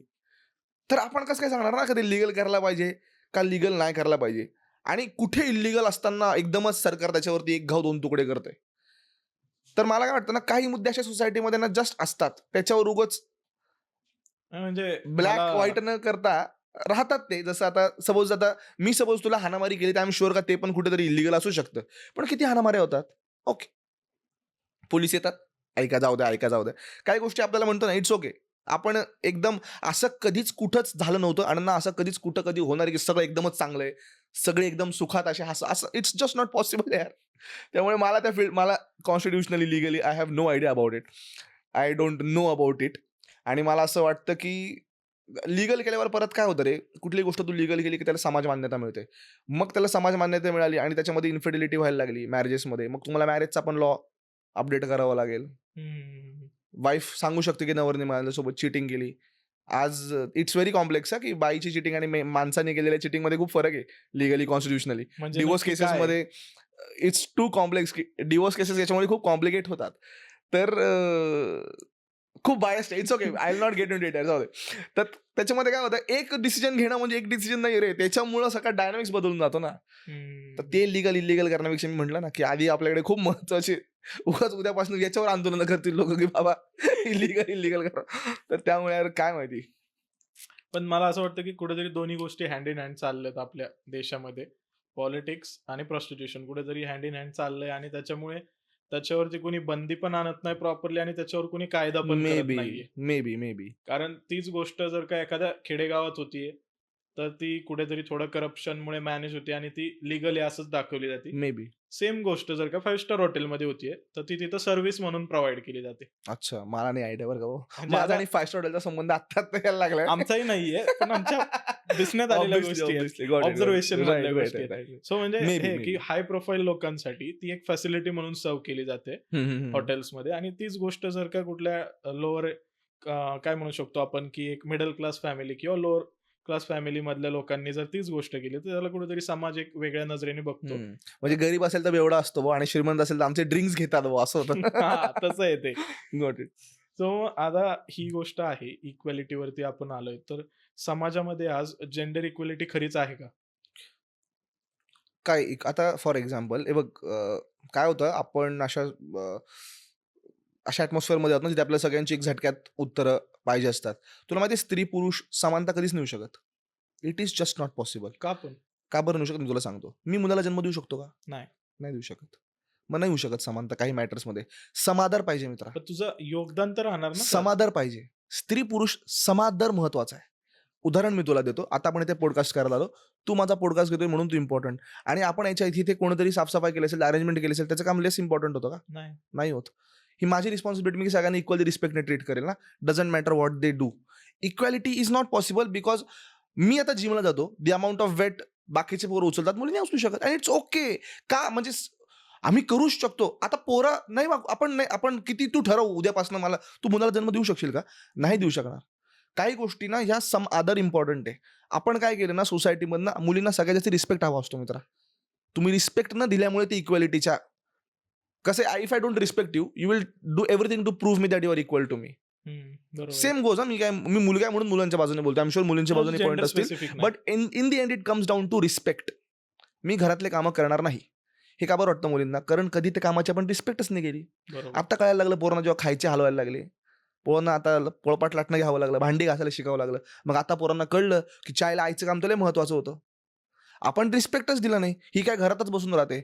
आता तुमची बसायची वेळ जर तुम्हाला कळलं की घरात बसून ते भांडे घासणं असेल, दिवाळीला साफसफाई करणं असेल, कशा कपाळा जाता पटकन. तर समाधान इम्पॉर्टंट आहे. समानता काही गोष्टींमध्ये कधीच नाही होऊ शकत. नॅचरली पण नाही होऊ शकत, बायोलॉजिकली पण नाही होऊ शकत, सायकोलॉजिकली नाही होऊ शकत. तू एका घरामध्ये राहतोस, रात्री 4 वाजता तुझी बेल वाजली, ठीक आहे, आणि तुझ्या घरामध्ये तुझी फॅमिली आहे, तुझी बायको आहे, कोण जाईल दरवाजा उघडायला? इम्प्रॉम्प्टू तू जाशील. तुला कोणी सांगितलं का हे? नाही. नाही सांगितलं. It is instinctive. ठीक आहे. हेच जर आता इथे लहान मुलगा पडला, आई पटकन धावून जाते. बरोबर. आईला कोणी सांगितलं का धावून जायला? इन्स्टिंक्टिव्ह आहे ते. तर काही नेचर्स आहेत, त्याच्यात आपण विरोधात नाही जाऊ शकत. तर समाधान इम्पॉर्टंट आहे यार. मी माझं हे वैयक्तिक मत आहे. Right wrong I don't know, पण माझं हे इंडिव्हिज्युअल मत आहे की equal respect is more important. If you chase equality, मग मुलं मुलींसारख्या वागायला लागतील, मुली मुलांसारख्या वागायला लागतील. कोण काय काहीच कळणार नाही भाऊ. इक्वॅलिटी ही ना खूपच आता आपण म्हणतो की कॉन्स्टिट्यूशनली सगळं इक्वल आहे. आता जरी ते आपण कच्चा चिट्टा खोलला, तर तुला कळेल की कॉन्स्टिट्यूशनली पण आपण इक्वॅलिटी फॉलो नाही करत. आपण मला असं म्हणायचंय की आता तू कॉर्पोरेट मध्ये बघितलंस तर पॉश त्यांचा एक लॉ असतो कॉर्पोरेटमध्ये की कुठल्या मुलांनी जर कुठल्या मुलीची छेड काढली किंवा तिच्याकडे वाईट नजरेने बघितलं तर ती ऍक्शन घेऊ शकते केस करून, आणि त्याला लिगल मग बाहेर पण केस करता येते तिला पॉशच्या थ्रू. सो हीच सेम गोष्ट जर तू बघितली मुलांसाठी कुठं जास्त दिसत नाही, कारण त्या लॉ मध्ये सुद्धा मी असं माझ्या अभ्यासानुसार बघितलंय की ठराविकच गोष्टींमध्ये मुलं इन्क्लुडेड आहेत, पण मुलींच्या बाबतीत सरसकट सगळं इन्क्लुडेड आहे. मग इथं कुठेतरी तुला नाही वाटत का जेंडर इक्वॅलिटी हवी मुलांच्या यार, बाबतीत? ते तर होईल. हे बघ, मी तुला म्हटलं तसं ना, equality in terms of law, equality in terms of life are two different concepts. Law has to be equal. मुलीने खून केला आणि मुलाने खून केला म्हणून मुलीला आम्ही जन्मठेप दिलं, मुलाला फाशी देऊ असं नाही करत. खून असतो. So if you are talking in terms of corporate law, if you are talking in terms of law, तर तिथे तर ऍक्ट आणि त्याचा गेल्या punishment, this has to be equal. It doesn't matter की तो मेल फिमेल ट्रान्सजेंडर, आजकाल तर खूप लोकांचे जेंडर आले, whatever gender it is. In terms of social life, I am talking in aspects of social life. Social लाईफमध्ये कधीच you are boy, I am a boy, but you are more healthier than me. तर आपण फक्त एकच गोष्ट आपल्यामध्ये equal आहे, बाकी खूप वेगवेगळे आहे ना मित्र. तर म्हणजे आता जर मी असं म्हणालो, नाही माझ्यामध्ये ना उत्कर्ष एवढीच ताकद आहे. नाहीये माझ्यामध्ये उत्कर्ष एवढी ताकद. पण उत्कर्ष जेवढा महत्त्वाचा आहे, तेवढाही महत्त्वाचा मी आहे. ही झाली सोशल लेव्हलची. आणि कॉर्पोरेटमध्ये वगैरे तू म्हटलास तर आय विल टेल यू की I know lot of people की ज्यांच्यामध्ये डिव्होर्सच्या केस असतील, इन्फिडेलिटीच्या केसेस असतील, खूप साऱ्या केसेसमध्ये they are stuck up. I am very hopeful की आता होरायझनला ते दिसायला लागले की आता गव्हर्नमेंटला हे कळायला लागले, माणसं आवाज उठवायला लागली. आधी कसं होतं रे, सपोज तुझ्या बायकोने तुला मारलं फॉर एक्झाम्पल, तू पब्लिकली नाही सांगणार कारण आपल्याकडे तर एकदम प्राईड प्रेज्युडाईस असायचं की यार आता बायकोचा मार खातो वगैरे. पण आता लोक ओपन अप व्हायला लागली आहेत, लोकांना हे कळायला लागले. गव्हर्नमेंटला याची इन दी एंड नेसेसिटी कळेल. आता एक recently Amit Subhash, if I am not wrong, त्यांची केस झाली की त्यांनी सगळा व्हिडिओ वगैरे बनवला before he did something that he should not have done. पण मग आता ते दिसायला लागले, तर आता मे बी लॉ वगैरे बनेल होपफुली यार. आणि कसं आहे बघ, सरकार आपल्यासाठी आहे. आपण रिफ्लेक्शन आहोत रे त्यांचे. आपण रिक्वायरमेंट सांगितली का बरोबर तिथे लॉ इम्प्लिमेंट होतो. तर लोक आता मुद्दे उचलायला लागलेत, त्यावर बोलायला लागले, which is very important. Mental health हा इतका निग्लेक्टेड टॉपिक आहे पूर्ण ॲज अ कंट्री. अरे आपणच असं म्हणतो पुरुष प्रधान, त्या पुरुषाला तर विचारा बाबा म्हणजे हा म्हणजे म्हणजे आता बघ, एखादा व्यक्ती आहे, आता मुलीसोबत जर का कुणी कंपनी किंवा बाहेर कुठेही जरी असेल, कुठल्याही गोष्टीसाठी जर तिला कुठल्या वेगळ्या बेनिफिट्ससाठी विचारलं, तर लोक त्या मुद्द्याला धरून ठेवतात. म्हणजे कुठे काही झालं मुलीच्या विरोधात तर. पण हेच सेम जर तू बघितलं, कित्येक मुले आत्महत्या करतात. त्या डिप्रेशनमध्ये येऊन त्यांच्यासोबत काहीतरी घडलेलं असतं. मे बी तो चाइल्डहूड ट्रॉमा असेल. त्यांना कुणीतरी लहान असताना काही गोष्टी केलेल्या असतील ज्या चुकीच्या आहेत किंवा मोठं झाल्यावरती पण त्यांच्यासोबत काही चुकीच्या गोष्टी होतात. त्यामुळे ती मुलं आत्महत्या करतात ते डिप्रेशन पायी. पण ती लोकं ओपन अप होत नाही. का तर त्यांना असं वाटतं की मला कमजोर समजलं जाईल जगापुढे. मग हे कुठेतरी थोडं चेंज झालं पाहिजे का समाजामध्ये? मी म्हणून तुला म्हणतो ना की सोसायटल नॉर्म्स आणि constitutional norms these are different concepts. सोसायटीमध्ये हे बदल घडणे तुझ्या आणि माझ्या हातात आहे. मी व्हिडिओज बनवतो, मी सपोज कितीही कॉमेडी असला, मी त्याच्यामधनं काय पुश करायचा प्रयत्न करतो, हे समाजाला पुढे जाऊन नाही म्हटलं, कितीही काही म्हटलं तरी शेप करणार आहेच. तर हे आता बेसिक गोष्टी आहेत आणि मला खूप होपफुल आहे. मला असं अजिबात वाटत नाही की आपली पिढी ती प्रिज्युडाईज घेऊन चालते. मी तुला सांगतो. आधीचं मला नाही माहिती कारण मी त्या काळात जन्म न घेतला. पण the people that I know, the people that I grow with, असं एवढं स्केप्टिकल आणि एवढं उलट्या खोपडीचं माझ्या ओळखीत तरी आजूबाजूला कोणी नाहीये किंवा मी ज्यांच्याशी इंटरॅक्ट करतो ते होपफुली नाही आहेत. So it's a good and positive change यार. नाईस. बदल घडत असेल चांगली गोष्ट आहे. मग पुरुषांच्या मेंटल हेल्थबद्दल चर्चा करणं किंवा त्यांच्यासाठी काही सर्वांनीच मिळून एफर्ट्स लावणं, हे कुठेतरी तुला इम्पोर्टंट नाही वाटत आहे का? यार आता तुला सांगू का, पुरुषांची मेंटल हेल्थ म्हणजे ना, हा एकदमच काय त्याला म्हणता येईल ना, हा सेपरेटच चर्चेचा विषय होतो. तू मला सांग आता, मला असं इंडिव्हिज्युअली वाटतं, सपोज तू डिप्रेस्ड आहेस, ठीक आहे? You are depressed, you want us to do something for you. As a man what do you want? मला सांग बरं, काय वाटतं तुला की काय केलं पाहिजे एक माणसाने? एकतर लोकं स्वतःला म्हणजे संपवतात, नाहीतर मग त्याच्यातनं बाहेर निघायला ट्राय करतात. राईट. आता मला असं वाटतं ना, की main in general they don't want attention. म्हणजे ना, आता तू डिप्रेस्ड आहेस, तर मी असंच जोडे, अरे यार उत्कर्ष काय करू मी? हे नकोय तुला माझ्याकडनं. असं माझं वैयक्तिक म्हणणं आहे. Main sick validation. बरोबर. तुला ना, तू वर्थलेस फील झाल्यामुळे डिप्रेस्ड फील होतो. कुठलाही माणूस जो आहे ना, त्याला वर्थलेस वाटायला लागलं का त्याला डिप्रेशन वाटायला लागतं. त्याची भूक व्हॅलिडेशनने भरते. You are somebody, you can. रोज मी तुझे डोळे पुसायला आलो, तो डिप्रेशन बरं नाही होणार आहे. ॲटलीस्ट पोरांचं तरी. आता मी पोरगा आहे म्हणून मी सांगतो. आता मला बिचाऱ्या मुलींचं नाही माहिती यार खरंच. मी कसं सांगू आता, मी मुलगा आहे, मी मुलाच्या पर्स्पेक्टिव्हने जग बघितलंय. बरोबर. तर मी जर डिप्रेस्ड आणि कोण माझ्या डोळे पुसत असेल ना, मला खांदा नको रडायला प्लीज गाईस. ॲटलीस्ट मला तरी व्हॅलिडेट फील करावं लागतं त्या माणसाला, की नाही भाई, you are somebody, you can do it. आणि जे पण जनरली मेलला व्हॅलिडेशन नाही मिळत, तेच डिप्रेशनमध्ये जातात. आणि हे व्हॅलिडेशन ना इंटरलिंक्ड आहे. तुला मी का व्हॅलिडेट करावं? तूने खुद भी तो खुद को करना चाहिए. तर किती लोक जे स्वतःला पहिले स्वतः व्हॅलिडेट करतात मला सांग? नाही कर. अर्ध्या लोकांना स्वतःचीच घेणं देणं नाही. तू जर तुझ्याच मुस्काळात मारून घेत असेल बुवा, तर मी मारताना काय विचार करेल ना? बरोबर. पण मला जर कळलं की उत्कर्षची खूप काळजी घेतो किंवा उत्कर्षला खूप व्हॅलिडेट करतो, आय नो की if I meet Utkarsh I have to validate him. तर हे ना मेन मेंटल हेल्थचा कसा सीन होतो, सराउंडिंगपेक्षा आधी पोरांसारखी वागणं झालीत बाबा. अनफॉर्च्युनेटली ना, म्हणजे इतके यार लेमर्डासारखं असं नाही बरं काय. बघ, everybody goes through it, everybody has ups and downs. माझ्या पण आयुष्यामध्ये होते, माझ्या आयुष्यामध्ये इथनं पुढे असतील. पण एक कॉन्स्टंट तर फेज असतो की आपल्याला कळतं ना, सॅनिटी तर कधी पोरांसारखी नाही राहिलीत आता मला सांग. तर कसं काय होणार? मैदानी खेळ पण नाही खेळायचे पोरांना. पोरांच्या चर्चा पण अरे कॉन्सर्ट बिन्सर्टची चर्चा करतात तरी पोरं आपसामध्ये 1-1 तास. मित्राला मला सांग, करू नये असं नाही माझं म्हणणं. तो झोन झालाय पोरांचा. आत्ता मी काल बरोबर एक फोटो पाहिला रे, तर कोणाचा कॉन्सर्ट झाला रे मुंबईमध्ये? कोणता तरी मोठा आर्टिस्टचा काहीतरी कॉन्सर्ट झाला एनरिक इग्लियस. May be. सगळ्यांचे कुरळे केस होते बुवा आणि सगळे चिकना दाढीवाले पोरं होती. ओके. मी चुकीचा असू शकतो माझ्यासाठी ज्या चष्म्यातनं मी बघतो, अरे पोर कसं मला सांग असं असं असं वगैरे करतो तर अरे नाही नाही भाई ऐसा मेरे में तो हजम नाही हो रहा ब्रो. तुम्ही पोर आहे भाई. मैदानी खेळ तुम्ही खेळत नाही. अरे मी तुला सांगतो तर मी आमचं क्रिकेट वगैरे खेळतो ना, अरे लोक असे वेड्यासारखे वागतात मित्र, मी तुला सांगतो. माझ्या ओळखीतल्या मुली पण अशा वागलेल्या नाहीयेत रे. ठेचच काय लागली आणि झटकलंच काय, अरे मग तो 21 वर्ष करत काय होता जर तुला ठेच पण नसेल लागली तर. बाय डिफॉल्ट आपण वीकर आहे बघ. मिसोजिनिस्ट साऊंड करू शकतो. आय डोंट थिंक की weakness is for main. Okay, आपण सोबत नाही मित्र, ते प्रत्येकासोबत काही ना काहीतरी वाईट होत राहतं अँड इट्स ओके. म्हणजे मी माझा ब्रेकअप झाला, मी सगळ्यांचा झाला ना, किती लोक जगा ज्यांचा, आता काय करायचं. What do you want me to do, sit next to you, cry with you, काय पाहिजे काय भाई. तर पहिलं तर पोराने थोडंसं ना पोरांसारखं राहायला चालू केलं पाहिजे यार, बस करा भाई. म्हणजे काय फक्त दाढी मिशी वाढवली पाहिजे. हा, त्याला थोडी नाही रे भाई, दाढी मिशी आता ज्यांना येतच नाही माझ्यासारख्यांना मग काय करायचं. अरे भाई एक अप्रोच असतो ना की तुला आहे ना थोडी तरी आहे थोडी तुला. तरी आहे ऍटलिस्ट, नाही तर अवघडच झालं असतं भाई. मग बीटीएस. मला असं वाटतं मस्क्युलिनिटी म्हणजे ना, you are, how do explain this यार, म्हणजे तुम्ही स्वतःला ना खूप एंगेज करता in lot of things that enrich you as a person. Okay, people don't read, they don't work out, they don't play sports, sit like a pussy, what do you want. मग काय होणार eventually, असंच होणार ना. माणूस याच्यासाठी नाही बनलाय रे, कम्फर्टमध्ये बसलो मी, मग बसलोच आहे. अरे भाई तुम कुछ कर भी नाही रे हो ना, फिजिकल ऍक्टिव्हिटी होऊ राहिली ना, काय होऊ राहिले, तुम्ही लेमलेटच वाढला यार. मी तर मुंबईमध्ये गेलं का मला पोर मी मारून दिले एखाद्याला, म्हणजे चापटी ताडवा करून दिला असं वाटतं कधी कधी, जरी माझ्यापेक्षा मोठा असेल तरी. का ते बघून असं वाटतं ना की अरे यार येतो म्हणजे एकदमच अवघड आहे ना यार. आता सोम, तू ज्यावेळेस एवढं बोलत आहेस या गोष्टींवरती, मला तुला असं विचारायचं की तुझ्या लाईफमध्ये कसा, म्हणजे कधी लाईफमध्ये असा लोएस्ट फेज आला होता का जिथे तू थोडं तरी लो फील केलंस किंवा लोनली फील केलंस, एकटा असल्याचं असं तुला फील झालं? ब्रेकअप असेल किंवा दुसरी कुठली गोष्ट यार असेल? Utkarsh lot of times. Okay, असं एकदा नाही होत माणसासोबत. There are lot of low phases. आज लो वाटतंय, 1 वर्षापूर्वी मला त्याच्यापेक्षा जास्ती वाटत असेल. मला रिसेंट लोएस्ट फेज माझा आता काही महिने अगोदर होता. मी कोणाचे फोन उचलत नव्हतो. मी तुला सांगतो चांगला की अनुभव आहे. हां, extremely sorry. I was complete अंकुरचा बिचाराचा. He is very nice guy यार, व्हेरी स्वीट. मला कधी-कधी इतकं गिल्ट होतं. काल मी माझ्या मित्राला भेटलो अमुकला. मी त्याला पहिले सॉरी म्हटलं की अमुक I am really sorry.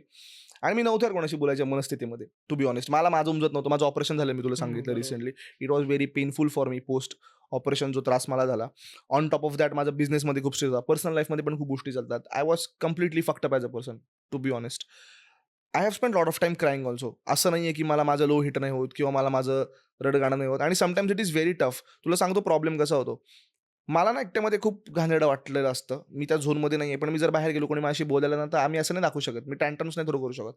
I have to always be good to somebody. अरे काय वाटतं, okay, that is also very tough. आणि काय होतं रे इव्हेंच्युअली सगळ्या गोष्टी एकत्र होतात. तू किती करशील ना मला सांग. पण मग तो लोएस्टच मोमेंट होता माझ्यासाठी. Worst. I am so thankful for 2025. मी जेवढा ॲज अ माणूस या वर्षभरामध्ये ग्रो झालो ना उत्कर्ष, तेवढा मी म्हणजे कामामध्ये ना माझं रिफ्लेक्शन दिसेल लोकांना आता. The type of work that I do or the efforts that I do. I have started working out. मी कधीच नाही उठायचो सकाळी. Every day 4:30 I wake up in the morning. I have been very consistent with diet, with what I eat, with what I do. Very discipline and it's a good thing. हे माझ्यासोबत झालं नसताना हे झालंच नसतं माझ्यासोबत. तर खूप घाणेरडा पिरियड होता माझ्या आयुष्यातला. मी माझ्या आयुष्यामध्ये 110 दिवस ना कधीच विसरणार नाही. मी तुला खूप मनापासून सांगतो. From June to October end धर किंवा तू मिड सप्टेंबर धर.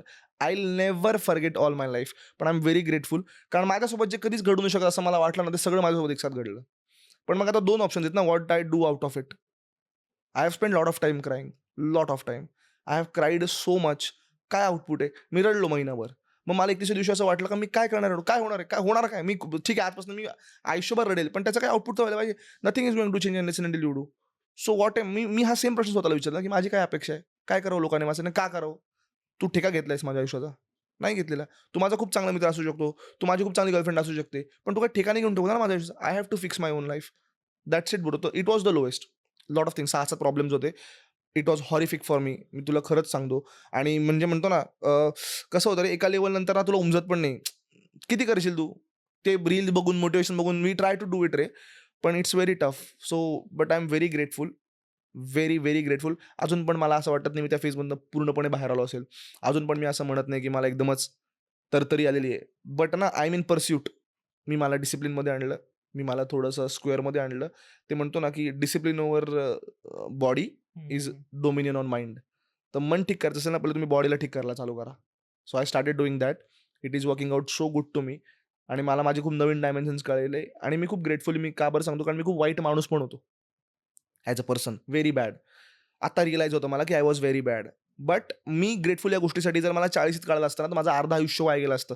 Being a wrong person, seeking wrong things, doing wrong things, और मे बी म्हणतो ना, now I am in a better position, better shape mentally, more convince, आणि nothing intimidates me anymore. So grateful की आता मला काही फरक नाही पडत काही गोष्टींचा.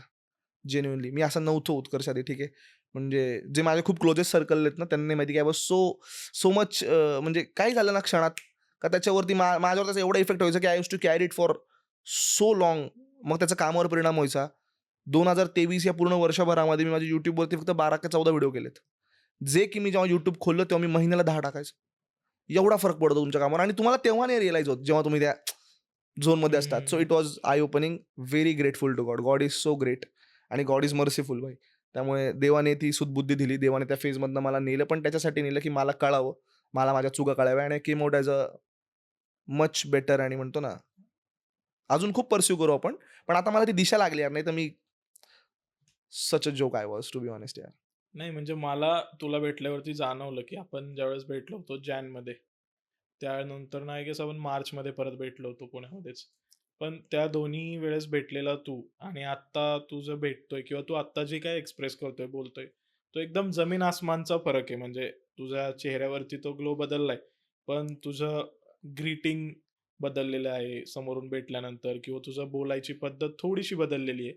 जे जर नीट ऑब्झर्व्ह केलं एखाद्याला तरच समजू शकतंय, की आधीचा जो सोहम होता तो एकदम एक्साइटेड मोडमध्ये येणारा होता. हम्म, आता कसं आहे तो शांत, एकदम हम्म, सौम्य आहे. हम्म, तो समोर बघतोय काय चाललंय, ऑब्झर्व्ह करून तो त्याच्यावर रिएक्ट करतोय. तर मग ते जरा छान वाटतंय बघायला, की कुठेतरी एक वेगळा सोहम मला बघायला भेटतोय माझ्या हम्म. मित्रामध्ये. नाही, अरे बघ कसा सीन होतो. I have come to this realization. आता कृष्णाने गीता सांगितली, कुठे सांगितली मला सांग?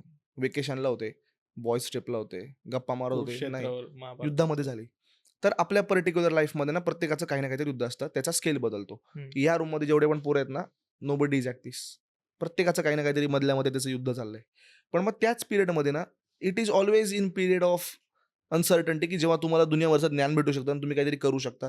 दोनच गोष्टी, पण डिप्रेशनमध्ये दोनच आउटकम असतात. एक तर माणूस असा ग्रो होतो, की त्यालाही माहिती नसतं की तो एवढा ग्रो होऊ शकतो. Otherwise he just does something stupid. Only two ends.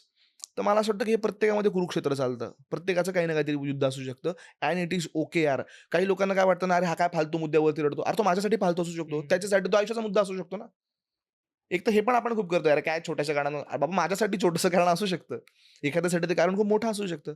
पण त्या सगळ्या फेजमध्येच आपल्याला दुनियाभरचं ज्ञान मिळतं आणि स्वतःची लढाई स्वतःला लढावी लागते. देव तुमचा मित्र असला तरी देव नाही लढत. अर्जुनाला 1 फोन कॉल अटेन्शन होतं ना, कृष्णाचं पण युद्ध कोणाला लढावं लागलं? अर्जुनाचं अर्जुनालाच करावं लागलं. तर आपले पण मॅटर आपल्यालाच सॉल्व्ह करावे लागणार आहेत. हे थेरपी मी घेऊ शकतो. 4 लोकं मला येऊन सांत्वना देऊ शकतात. 4 लोकं माझ्यावर प्रेम भाई मेरे को ही करना पडेगा, कोई और थोडी करेगा मेरे लिए. त्यामुळे आय एम व्हेरी ग्रेटफुल की मला ॲटलीस्ट ही बुद्धी आली रे. नाही तर मी यार, मी तुला आता सांगतो, आई शपथ सांगतो, जर असं वर्षभरापूर्वीचा झोन माझं मला आठवतात ना गोष्टी, आता मी मला मला माझं हसू येतं माहिती आहे हो. ॲक्चुअली हसू येतं आणि शोभत नाही रे या गोष्टी. म्हणजे आता असं वाटतं की मी किती पागल होतो ब्रो. चुका पण केल्या. त्या चुकांचं काय त्याला म्हणता येईल ना, टॅलीचं म्हणतो ना आपण, एखादी गोष्ट झाल्यानंतर टॅली निघायला पाहिजे. Tally has been good. So I am very grateful की मला त्यातनं बुद्धी आली भेंडी आणि मी खूप काम करतो मित्र स्वतःवर हॉनेस्टली. आणि त्यात काही ग्रेट नाही, प्रत्येकाने केलं पाहिजे. पण मी नव्हतो करत, जी मी आता करायला लागलोय. त्यामुळे ओके. गुड. माझं सोहम एवढं सगळं घडलं तू जे काही सांगितलंस. पण यामध्ये मला किंवा तुझ्या चाहत्यांना पण हा प्रश्न आहे. आमचा भाऊ एकतर सिंगल आहे का? आणि जर असेल, तर कोणीतरी हार्ट ब्रेक केलाय म्हणून सिंगल आहे का? I am very busy with myself to be honest boss. ठीक आहे. मी तुला म्हणून मगाशी बोलताना नथिंग इंटिमिडेट्स मी एनीमोर. खरंच सांगतो. असं नाही की मला असं माझ्या लाईफमध्ये कधीच झालं नाही की माझ्याशी कोणी बोलायला आलं आणि मला असं वाटलं नाही की एखाद्या व्यक्तीशी बोलू. आय एम जस्ट ऑनेस्टली मित्र म्हणून मनापासून, अरे भाई गोष्ट ना सिद्ध नाही करता येऊ शकत. मी माझ्या मनातनं तुला सांगतो. Nothing intimidates me anymore. I am working very hard on things that I should have been doing. I am very focused on things that I want. I am very focused on things that I don't want. I have a wisdom now, जे माझ्यामध्ये आधी नव्हतं, जे आत्ता आहे. So हा प्रश्न आत्ता माझ्यासाठी व्हॅलिडच नाहीये. कारण आत्ता मी खूप चांगलं काहीतरी पर्स्यू करतोय. चांगलं काहीतरी चेस करतोय, जे माझ्यासाठी जास्त इम्पॉर्टंट आहे आत्ता. कारण मला over the period of time हे कळालंय, only my pursuit is important. कारण हे बघ, तुझं ऑपरेशन झालं, तुझा हा पाय तुटला, तुझा तो पाय तुटला, तू झोपला ना, तर फक्त तुझा अडेल. माझं नाही अडणार, इथे कोणाचंच नाही अडणार. आम्ही बरोबर. 4 दिवस तुला विचारू, आमचं अडणार काहीच नाही. आडनाव फक्त उत्कर्ष आहे. मग उत्कर्षची जबाबदारी ही आहे की उत्कर्षचं लक्ष उत्कर्षवर पाहिजे. उत्कर्ष जर या बायपावर लक्ष द्यायला लागला या लाईटवर लक्ष द्यायला लागला तर उत्कर्षकडे लक्ष नसेल. सिम्पल आहे. So I am choosing to focus on things that really are important to me. My family. तुला सांगतो हा दिवस इमॅजिन कर ना तू. सगळ्यांच्या आईबाबांनी इथे खूप कष्ट घेतले. ठीक आहे. एखाद्या दिवशी तू घरी जातोस. ठीक आहे. तुझ्या आईबाबांना जवळ घेतोस आणि त्यांना सांगतोस की उद्यापासून तुम्हाला काहीच कष्ट नाही करायचे. जस्ट इमॅजिन कर ना तू तो दिवस. तुम्ही ना कसा सीन असतो.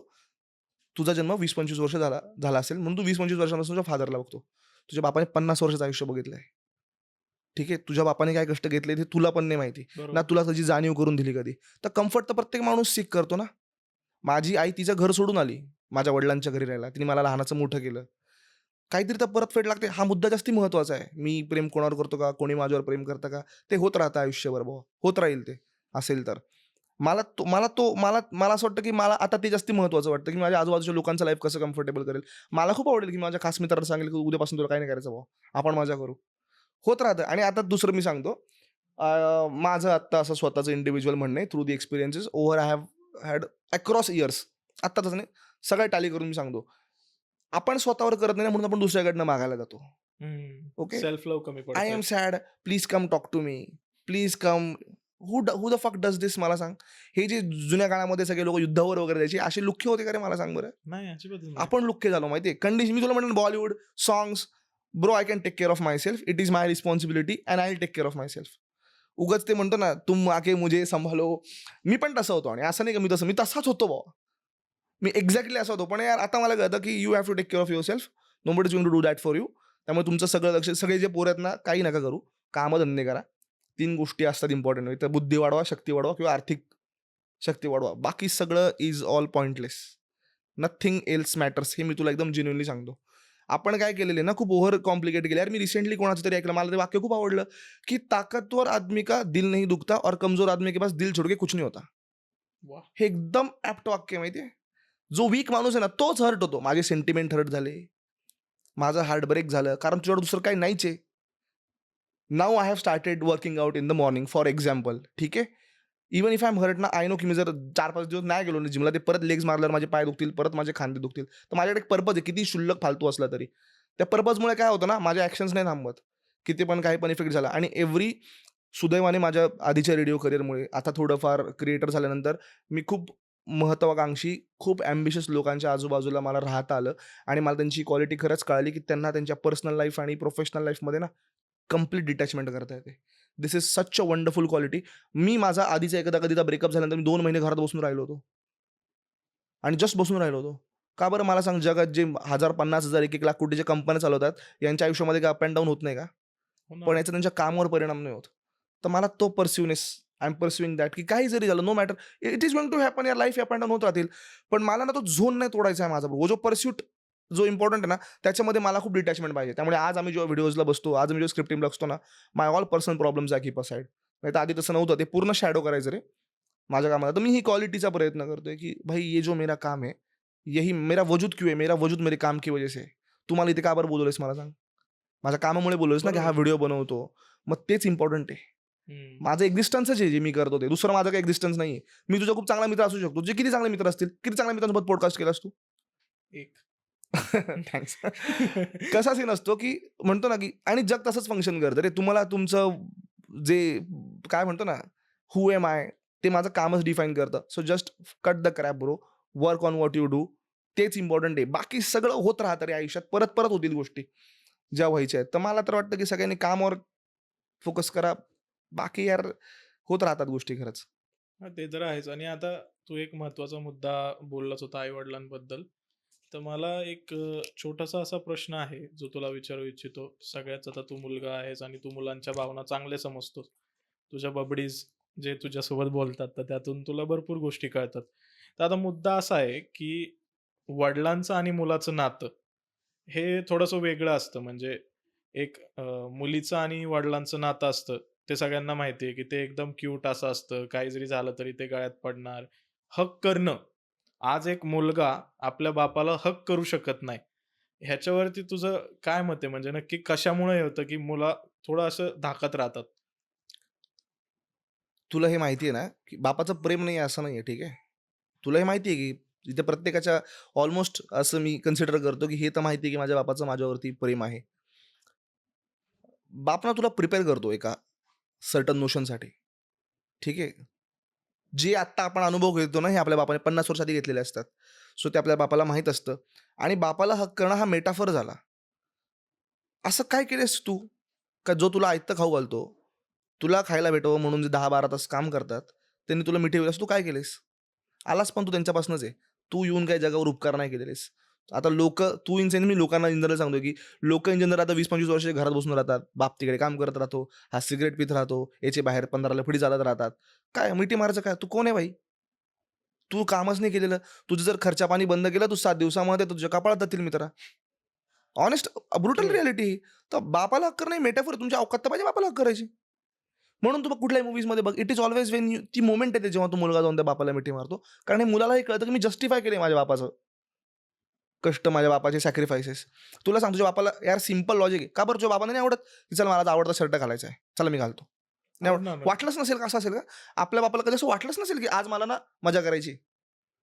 साहजिक आहे. साहजिक प्रत्येकाला वाटतं. वाटणार. बाप ते नेहमी सॅक्रिफाईस करतो आपल्या पोरांसाठी यार. म्हणजे यार सच मी सॅक्रिफाईस नाही करू शकत मित्रा, माहिती आहे? मला आता शर्ट घ्यायची इच्छा झाली ना, चला जाऊ दे बघू, घेऊन टाकू आपण, नंतर बघू. एवढा तर मी व्हॉलटाईल आहे यार ॲज अ पर्सन. आयुष्यभर सॅक्रिफाईस करत राहणं ही किती मोठी गोष्ट आहे. मला आज जायचंय फॉरेनला फिरायला, नाही पण माझा मुलगा कधीतरी 10वीत जाईल तेव्हा मला पैसे लागतील, मी पैसे बाजूला काढतो. हं. कोण करतंय मला सांग? घंटा आपली पिढी तर काही करणार पण नाही. आपल्या ते शेवटची पिढी जिने चांगले बाप पाहिलेत. आपण आत्ताच कसे आहोत मला सांग? आपण बाप झाल्यावर तर आपण अजून अवघडासारखं वागू. तर बरोबर. बाप यार ही इतकी म्हणजे, आणि तुम्ही नाही भरून काढू शकत रे. मग याच्यामध्ये मी जसं आधी म्हटलं ना, की याच्यामध्ये सिंपल काय माहिती का? तुम्ही त्या बापाचे कष्ट जस्टिफाय करा. हे रडत बसून, हे शेंबूड पुसून काही होणार नाही. किती घाण वाटेल आई बापाला मला सांगतो, आपलं पोरगं घरात रडत बसतंय. सच अ वर्थलेस फिलिंग. म्हणजे आज मला असं वाटतं, की जर माझा मुलगा असता, माझा मुलगा घरात रडत बसलाय. काही कारण असेल तर XYZ. तो तर असेलच मूर्ख, पण मी किती मूर्ख आहे, की मी ऑल माय लाईफ ज्या माणसासाठी कष्ट घेत बसलोय, तो असं रडत बसलाय यार. तर बरोबर. बापाला मिठी मारणं म्हणजे ही ना मेटाफर आहे. पहिले असं काहीतरी करा तुम्ही यार. हं. आज जाऊन मी मिठी मारली. काय त्याचं काय त्याचा काय भाई उपयोग आहे मला सांग? मिठी हे मेटाफर आहे. खांद्याला खांदा लावणं म्हणतो आपण, जेव्हा आपण मिठी मारतो ना, तेव्हा खांद्याला खांदा लावणं म्हणतो. बापालाही रिलीफ वाटला पाहिजे, की ठीक आहे आता उद्यापासून मी काही नाही केलं ना, तरी माझं पोरगं आहे. इथे भेंडी पोरांचे पोरं व्हायला लागली तरी बापाला सगळं करायला लागतं. अरे हे काय लॉजिक आहे? धंदा सेट करून द्यायचा बापानं, घर घेऊन द्यायचं बापानं, मग तू काय आला इथं आला इथं? सगळ्याच बापाने करून द्यायचं. आणि मग हे पण आहे, की त्या बापाने मिठी मारली पाहिजे. काही लोकांचं असं पण असतं, की माझे वडील मला वेळ देत नाही. खाशील काय मग तू? बापाने उद्या बस सांग बापाला घरी बसा, आपडी-थापडी खेळू आपण. खाणार काय तुम्ही? तर त्यामुळे यार हे ना, हे खूप इम्पॉर्टंट आयुष्यामध्ये एका माणसाच्या, ही ही गोष्ट खूप इम्पॉर्टंट आहे. जे तुमच्यामुळे आले, त्यांना तुम्ही चांगला कम्फर्ट द्या. ते खूप इम्पॉर्टंट आहेत. कारण तू उद्या गुन्हेगार जरी झालास ना, तरी तुझे आई-बापच येतील तुला जेलमध्ये भेटायला. मी नाही येणार, जग बरोबर. नाही येणार. त्यांचं प्रेम आपण म्हणतो ना, आणि प्रेम नेहमी कंडिशनमध्येच येतं. हे जे unconditional love is all bullshit. आई-बापाचं प्रेम असतं ना, म्हणून ती कंडिशन पण असते, की तू नीट वाग. शिस्त पण लावतात. मोकाट कुत्र्यासारखं नाही सोडत आपल्याला. हे जे असतं ना, you love me and give me what I want वगैरे, मग फक्त लफडी करतात माणसं. माझे पण करून झालेत आयुष्यात. ते ना कंडिशनिंगच असतं. त्यामुळे आई-बाबाचं प्रेम बघ ना, शिस्त लावतात. बंधन असतं एक. तू 8 वाजेपर्यंत घरी ये. 10 वाजे म्हणजे जे काही वेगवेगळे असतील लोकांच्या घरामध्ये. त्याचं रिझन अरे, तर मला असं वाटतं, की आई-बाप ही सगळ्यात दुर्लक्ष केलेली कॅटेगरी आहे. आणि अनफॉर्च्युनेटली खूप पोरांना बाप झाल्यावर कळतं, की आता मी काय करायला पाहिजे होतं माझं. तोपर्यंत बाप खंगळलेला असणार आहे. हातपाय जामून जातात. तेव्हा तुम्ही करून काय करणार आहे? बरोबर. मी तर म्हणतो मी आता रिसेंटली आई-बाबांना गाडी घेतली. Very small thing. हां, मी मी काय खूप बघितलं जागा आता. वेगळं काम नाही केलं. तुला Skoda. सांगू, मला एवढं चांगलं वाटलं ना त्या दिवशी. I don't know. I cannot express it in words to be honest. मला खूप छान वाटलं बाई. म्हणजे मी माझ्या आई-बाबांना गाडीवर बघितलंय. बाईकवर, पावसात भिजून आल्या वगैरे. तर छोटी गोष्ट आहे ती. पण मला इतकं चांगलं वाटलं ना, की मला असं वाटलं, की मी हे ना खूप आधी करायला पाहिजे होतं. मी करू शकलो असतो. तर मला वाटतं, की यार वो वेगळी किक भेटते भाई. खरंच वेगळी किक भेटते. नाही, मलाही म्हणजे खूप प्राउड फील झालं होतं, की ज्यावेळेस तू ती स्टोरी टाकली आणि मी ज्यावेळेस बघितलं, मी तुला मेसेजही केला, की यार भारी आहे, म्हणजे भारी वाटलं, की असं स्वतःच्या आई-वडिलांना ज्यावेळेस आपण कुठलीही गोष्ट देतो, म्हणजे तू कार दिली, एखादा व्यक्ती फ्लॅट देतो, किंवा आमच्याकडे रिसेंटली एक गेस्ट आले होते, त्यांचं प्रायव्हेट जेट्सचा बिझनेस आहे. तर त्यांनी सांगितलं, की एक हवालदार आहे, नॉर्मल मुलगी.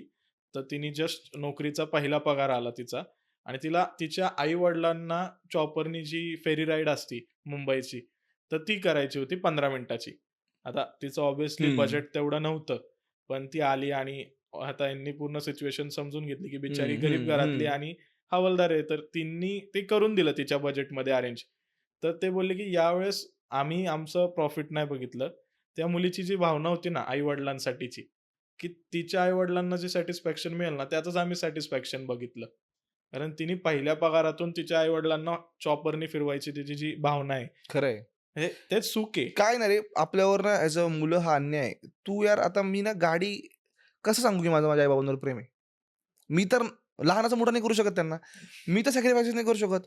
मग नाईलाज असतो मला मटेरियलिस्टिक गोष्टी कराव्या लागतात, की बाबा मी घर घेतलं, मी गाडी घेईल किंवा मी काहीतरी असं करेल, की ज्याच्यातनं म्हणतो ना, ही रिपेमेंट आहे. हे काय मी उपकार नाही करत आहे कोणावर किंवा मी किती चांगला असं नाही. ही बेसिक गोष्ट आहे यार.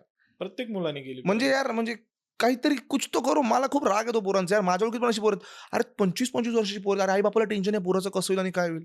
मुस्काट जोडून घेतले पाहिजे यार अशा पोरांनी आयुष्यामध्ये. ह्या पोरांचे मुद्देच वेगळे आहेत. च्या इच्छा गावात यांना यांना ब्रेकअपने डिप्रेशन येतं. थर्ड क्लास लेवल झाले. तुम्ही मेलेच जमा यार. खरंच सांगतो. तुमचे आई-बाप झिजून गेले यार. त्या बापाला पीएफच्या पैशांवर नादा यायचे 2 वर्ष निघाले होते. बाप 60मध्ये आयुष्य घासल्यानंतर हा विचार करतो की माझ्या पोराला दुकान टाकून देऊ का? तू काय करत होता मग इतके वर्ष? आणि यांना डिप्रेशन यांना मी सांगतो यांना फटकवला पाहिजे भाई. शपथ फटकवला पाहिजे. तुला बऱ्याच गोष्टी फिल्टर कराव्या लागतील नाही अरे ऑनेस्टली रे, कॅमेरा समोर शिवाय देत नाही तर यार फटकवलाच पाहिजे तुम्हाला. तुम्हाला मी सांगा बापाने जर पैसे बंद केले ना आणि जेवण बंद केलं ना, हे साले असे फिरतील ना इकडे तिकडे, यांचा सगळा माज एका मिनिटात निघून जाईल. आता थोडक्यात असं म्हणायचं की त्यांची ढुंगणं सुजवली पाहिजे. ऑब्विसली सुचवली पाहिजे. अरे क्या फालतूगिरी भाई, तेरे को ढंग का तू. अरे लोकांचे खूप वेगळेच प्रॉब्लेम असतात. ती मुलगी मला अरे माठ्या तुला तुझं पेट्रोल परवडणार नाही. तू तुझ्या मुद्द्याकडे लक्ष दे. खरंच सिगरेट पिता बापाच्या जीवावर माहिती का? भिक्करी 10,000 रुपयाच्या सिगरेटवर मांडता अरे लोक. तू साला तुझ्या सिगरेटचा शॉक पूर्ण करू शकत नाही. काय झालेलं आहे ना, हे खूप राजा महाराजांना शोभतं बरं काय. मी हरड झालो किंवा मग आता माझ्याकडे तू साला शेमड्या तुला खरंच मी गाडी घेतली, मला गाडीच्या हप्त्याचं टेन्शन यार भावा. आता गाडीचा हप्ता येईल 7 तारखेला, कुछ तो करणं पडेगा. हे असं रिकामं बसल्यावरती काय होतं, सगळं आयतं भेटलेलं असतं. मग सगळे प्रॉब्लेम राहतात. पोरं यार मला त्याला किंवच येते पोरांची, शपथ किंवा येते. आई शपथ. अरे अवघड पोरं आहेत यार कधी-कधी. खरंच कॉमेडी ब्रो. तुला कसं जमतं भाई एवढं सिरियस टॉपिकला बी तो एकदम एवढं गमतीशीर पद्धतीने समजून सांगतोय. अरे मी तसाच आहे म्हणजे नेचरच तसं असेल माझं मे बी. पण याचा लॉस झालाय. मी खूप सिरियस टॉपिकला मजाकच घेतलं होतं. आता थोडं सिरियस घ्यायला लागले. आई ग. आता आपण कुठेतरी एक शेवटाकडे आलेलो आहे या पॉडकास्टच्या. तर एक युनिक असं मला तुझ्यासोबत गेम खेळायचा आहे. म्हणजे युनिक म्हणजे जगा वेगळं काही करत नाही, आपण सगळे खेळतात. पण मी पॉडकास्टमध्ये पहिल्यांदा करतोय हा आपल्या. तर मी काही नावं घेईल प्रतिष्ठित लोकांची, फेमस लोकांची. तुला त्यांचं वर्णन एका विशेषणात करायचंय. ओके. मग ते रोस्टिंग असू शकतं किंवा तो आदर असू शकतो. ते ओके. तुझ्यावरती आहे. ओके. तर सुरुवातच करतो मी Yogi Adityanath. I like him. I admire him a lot. मला ते पर्सनॅलिटी वाईज आवडतात. Okay. Narendra Modiji. I admire him a lot too. कारण मला असं वाटतं की coming from a family to the PM आपल्याकडे वशिला लागल्याशिवाय नोकरी पण नाही लागत. मी माझ्याकडे पूर्ण नाही, वशिला पण तुला लागलो. विशेषणात एका वर्ड मध्ये म्हणजे त्यांची तुलना करायची असेल तर. एका वर्डमध्ये जर करायची असेल तर ambitious, okay. Sardar Vallabhbhai Patel. Smart. Okay. Netaji Subhashchandra Bose. मला खूप आवडतात यार ते माहिती आहे का. नेताजी आणि मला नाही करता येणार एका शब्दात खरंच. मला ते खूप आवडतात म्हणजे okay. He is my favourite leader across the board. त्यामुळे मी एका शब्दात नाही करू शकत यार. Dam courageous person. हो, आय जस्ट लव्ह हिम. त्यामुळे आय मीन ऑ ऑफ हिम. तर ते एका शब्दात नाही रे. दिसतंय म्हणजे त्या हो डोळ्यांमध्ये हो दिसतंय ते नाही, लगेच. He is my idol. त्यामुळे एका शब्दात अवघड आहे यार. Okay. Veer Savarkar. Misunderstood. Okay. आणि वंदनीय बाळासाहेब ठाकरे.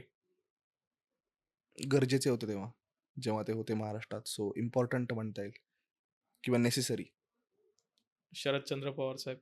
स्मार्ट. ओके. काय होते ना, तू इतक्या माणसांची नावं घेतोयस मोठा की माझी म्हणजे काय बोलणार ना मी आता. तू सरदार वल्लभभाई पटेलांबद्दल मी एका शब्दात सांगणं मग नळाच्या आशीर्वादाने पाऊस पडल्यासारखं होईल ते. मी कसं काय सांगणार ना. त्यामुळे यांची प्रतिभा खूप मोठी ना रे. याच्यातले काही नावं मला आवडतही नसतील पण यार तुलनाच नाही करू शकत ना मी त्यांच्याशी स्वतःशी. विराट कोहली. हा, discipline. Okay. Very disciplined. Sachin Tendulkar. Disciplined again आणि काय तर म्हणतात फिअर्स ॲटिट्यूड. कशालाच न घाबरणारा व्यक्ती असतो एक. ओके. हा, अगर if I have to do it I have to do it. त्या झोनवाले. यशस्वी राव. कोण होते तो ऑन कॅमेरा म्हणतोय कोण आहे ती. मला खरंच नाही माहिती. इन्फ्लुएन्सर आहे रे एवढी फेमस. Okay okay sorry. अच्छा ओके. अरे तू सचिन विराट नंतर एकदम मला वाटलं आता वर्ल्ड कपच्या टीम मध्ये वगैरे प्लेअर होते का काय असं. यार सॉरी यार, मी नाही करत, म्हणजे माझं एवढं काही कधी भेटायचा प्रसंगही नाही आला त्यामुळे. आणि ते आता महाराष्ट्राची क्रश आहे म्हणून मी नाव घेतलं. हा नाही, मी तुला म्हटलं माझी फीड ना थोडीशी वेगळी इंस्टाग्रामची. मला अशी खूप टॉक्सिक गोष्टी दिसतात सगळ्या ओव्हर मोटिवेशनल, त्यामुळे मी फार असा अक्रॉस नाही आलेलो. पण मी श्रीमानची रील बघितली आहे यशस्वी रिसेंटली बरोबर, आता recent दिवाळीमध्ये केलेलं केलं, त्यामुळे त्यांनी. nice, करण very आणि ते nice, सगळे very nice. एकत्र. Very nice. श्रीमान लेजंड. तो यार he is like elder brother to me. मी कन्सिडर करतो की मी खूप गोष्टी शिकलोय श्रीमान भाऊकडनं. मी तुला सांगतो डिसिप्लिन एक, कारण तो कामाला खूप महत्व देतो हे मला कळलं. मी त्याच्यासोबत काही खूप वर्षानुवर्ष घालवलं तसं नाही. जेवढं पण टाइम मी त्याच्यासोबत घालवला ना, I have always seen him की is very serious about his work. He focuses on his work. तर मी त्याच्याकडनं काही गोष्टी खूप शिकायचा प्रयत्न करतो. तर मी सगळ्यांकडनंच करतो. तुमची मैत्री पण खूप अशी आम्हाला दिसते स्क्रीन हो वरती हो पण. हो. मी तुला सांगू का, क्रिएटर्समध्ये I have no friends to be honest. मी खूप मोजक्या लोकांना फ्रेंड कन्सिडर करतो. हम्म. त्यामध्ये श्रीमान येतो. नाही तर क्रिएटर म्हणून माझे फार फ्रेंड्स नाही आहेत, आणि मी त्या झोनचा पण नाही आहे. I choose. काय होतं, I have come to this notion की खूप लोक फेक पण, अरे हा हा मेरे को नहीं चाहिए भाई. You will never see me at events. आपण जिथे दिल्लीला भेटलो तिथे पण मी अक्षयसाठी आलो. त्याच्या अगोदर जेव्हा माझी आणि अक्षयची भेट झाली त्या इव्हेंटसाठी मी अजून एका मित्रासाठीच मित्राने शब्द दिला म्हणून गेलो. नाही तर मी फार असा सोशल पार्टीजला जात नाही. मी फार दिवाळी पार्टीजला जाते ना, मला इंटरेस्ट आहे. हे सगळे नकली आहेत, मी तुला सांगतो. अर्धी लोक, सगळी जशी नाही. पण आणि मी नाही आहे त्या झोनचा माणूस. मला ते उगत चला मोशी मोशी नाही मोशी पटत भाई. मोशी. हा फेवरेट रील स्टार कोण आहे तुझा? फेवरेट रील स्टार यार, आता मी रील फार, तुला एक सांगू का, एकदम जेन्युअनली सांगतो. माझा इंस्टाग्रामचा टाइम ना हा अर्धा तास 40 मिनिट्स वगैरे असेल फुल डे मध्ये? फुल डे मधला. त्याच्यात पण माझा मेजरली जो कॉन्टेंट मला दिसतो ना, तो दिसतो थोडासा असं म्हणतो ना, मोटिवेशनल कॉन्टेंट दिसतो किंवा स्पिरिच्युअल. स्पिरिच्युअल दिसतो. My feed is very sort of that. आणि मध्ये दुपारी फक्त मला मीम दिसतात 12 ते 4च्या पिरियडमध्ये हसायला. सो तो फीड आहे माझा. तर मी ऑनेस्टली फार रील्स नाही बघत, जेन्युनली तुला मी सांगतो. पण मला आमचा नाशिकचा मंगेश जो आहे, मंगाजी, त्याचा खरंच छान वाटतो. कारण मला असं वाटतं की नाहीच यार, म्हणजे तो त्याला आम्ही Something. कंटेंट क्रिएटर म्हणून पकडतो रे. हा. मी स्पेसिफिक विचारलं आवडता रील मग स्टार. असा रील्स तर मला भैयाच आवडतो सध्या, कारण त्याच्यामुळे 4 व्हिडिओ झालेत माझे. त्यांनी अजून काहीतरी करत राहावं, माझे अजून 2 व्हिडिओ निघतील. आणि मग बाकी तुझे जे मित्र आहेत, आक्या बनसोडे, आक्या जाधव आहे, हो, खास किंवा मित्र. तो मगाचा जो तू क्रिएटर बोलला तो एक आहे ज्याने तुला मेसेज केलेला, हा, महेश महेश मोठे. महेश मोठे. मग हा. हे तुझे आवडते क्रिएटर्स नाहीयेत का? हे तर तुला कंटेंट देतातच की नाही सगळे? नाही, यांनी एकेकाच व्हिडिओचा कॉन्टेंट दिलाय. यांनी यांचा फालतूपणा वाढवावा ना, एक स्केल अप करावा जरा. माझे 4-5 व्हिडिओ निघावे यांच्या जीवावरती. हे रील्सच्या लोकांना फार असतं नाही का, की आमच्या जीवावर तुमचा चॅनल चालतो. हो, खरंच तुमच्या जीवावर चालतो. त्यात तुम्ही जर हा मूर्खपणा नाही केला, आम्हाला विषय नाही भेटत भाई. त्यामुळे खरंच आहे, आम्ही तुमच्यावर डिपेंडेंट आहोत. तुम्ही प्लीज करत राहा. मी मागे एक तुझा व्हिडिओ बघितला होता आदित्य सातपुतेवरती. त्यांनी त्याचं जे मी बाप होणार आहे ती सिरीज पूर्ण केली होती. तर तू एक शब्द यूज केला होता की बाप होणार आहे, याचं सुद्धा मिल्किंग होतंय. पहिल्यांदा मी बघितलेलं. त्याने नक्की कसं सुचतं तुला असं बोलणं त्या टाइमिंग? यार आता तू आदित्यचं व्हेरी नाईस गाय. म्हणजे मी तुला सांगतो, मी because I have been roasting for lot of times. मी कधी त्याला रोस्ट नाही केलं. That is probably the first time जो तो मुद्दा होता वगैरे. पण मी एक नोटीस केलं माहिती का, यांच्यामध्ये ना खूप मॅच्युरिटी बाकीच्यांपेक्षा खरंच चांगली आहे. त्यांना ते कळतं की हे it's part of fun or maybe what he wants to say. तर he is a very nice guy to be honest. Aditya, मी त्याला खूप कमी वेळेस भेटलोय पर्सनली, पण जेवढं सोशल इंटरॅक्शन आहे किंवा जेवढं मी ऑब्झर्व केलंय, तू कमेंट पण करतो बऱ्याचदा माझ्या व्हिडिओजवरती जेव्हा त्याला ते आवडतात. तो हा प्रेज्युडिस नाही धरत की इसने तो मेरे को इस पे खुन्नस घेऊ. तर he is a very nice guy first of all. Mature आहे तो त्या रिअली. बाबतीत. हा, आणि रिअली नाईस गाय. हे बघ, मॅच्युरिटी ना हे रिफ्लेक्शन आहे. तू नकली मॅच्युरिटी नाही दाखवू शकत. तू असता तरच असतो. तर तो ही is a very nice guy first of all. आणि सुचायचं म्हणजे असं आहे ना रे, की मी लहानपणापासून शाळेमध्ये ना आधी माझी खूप पोरांनी येडी घेतली आणि मग मी येडी घ्यायला लागलो. मग मी लहानपणापासून तसाच झालेलो आहे.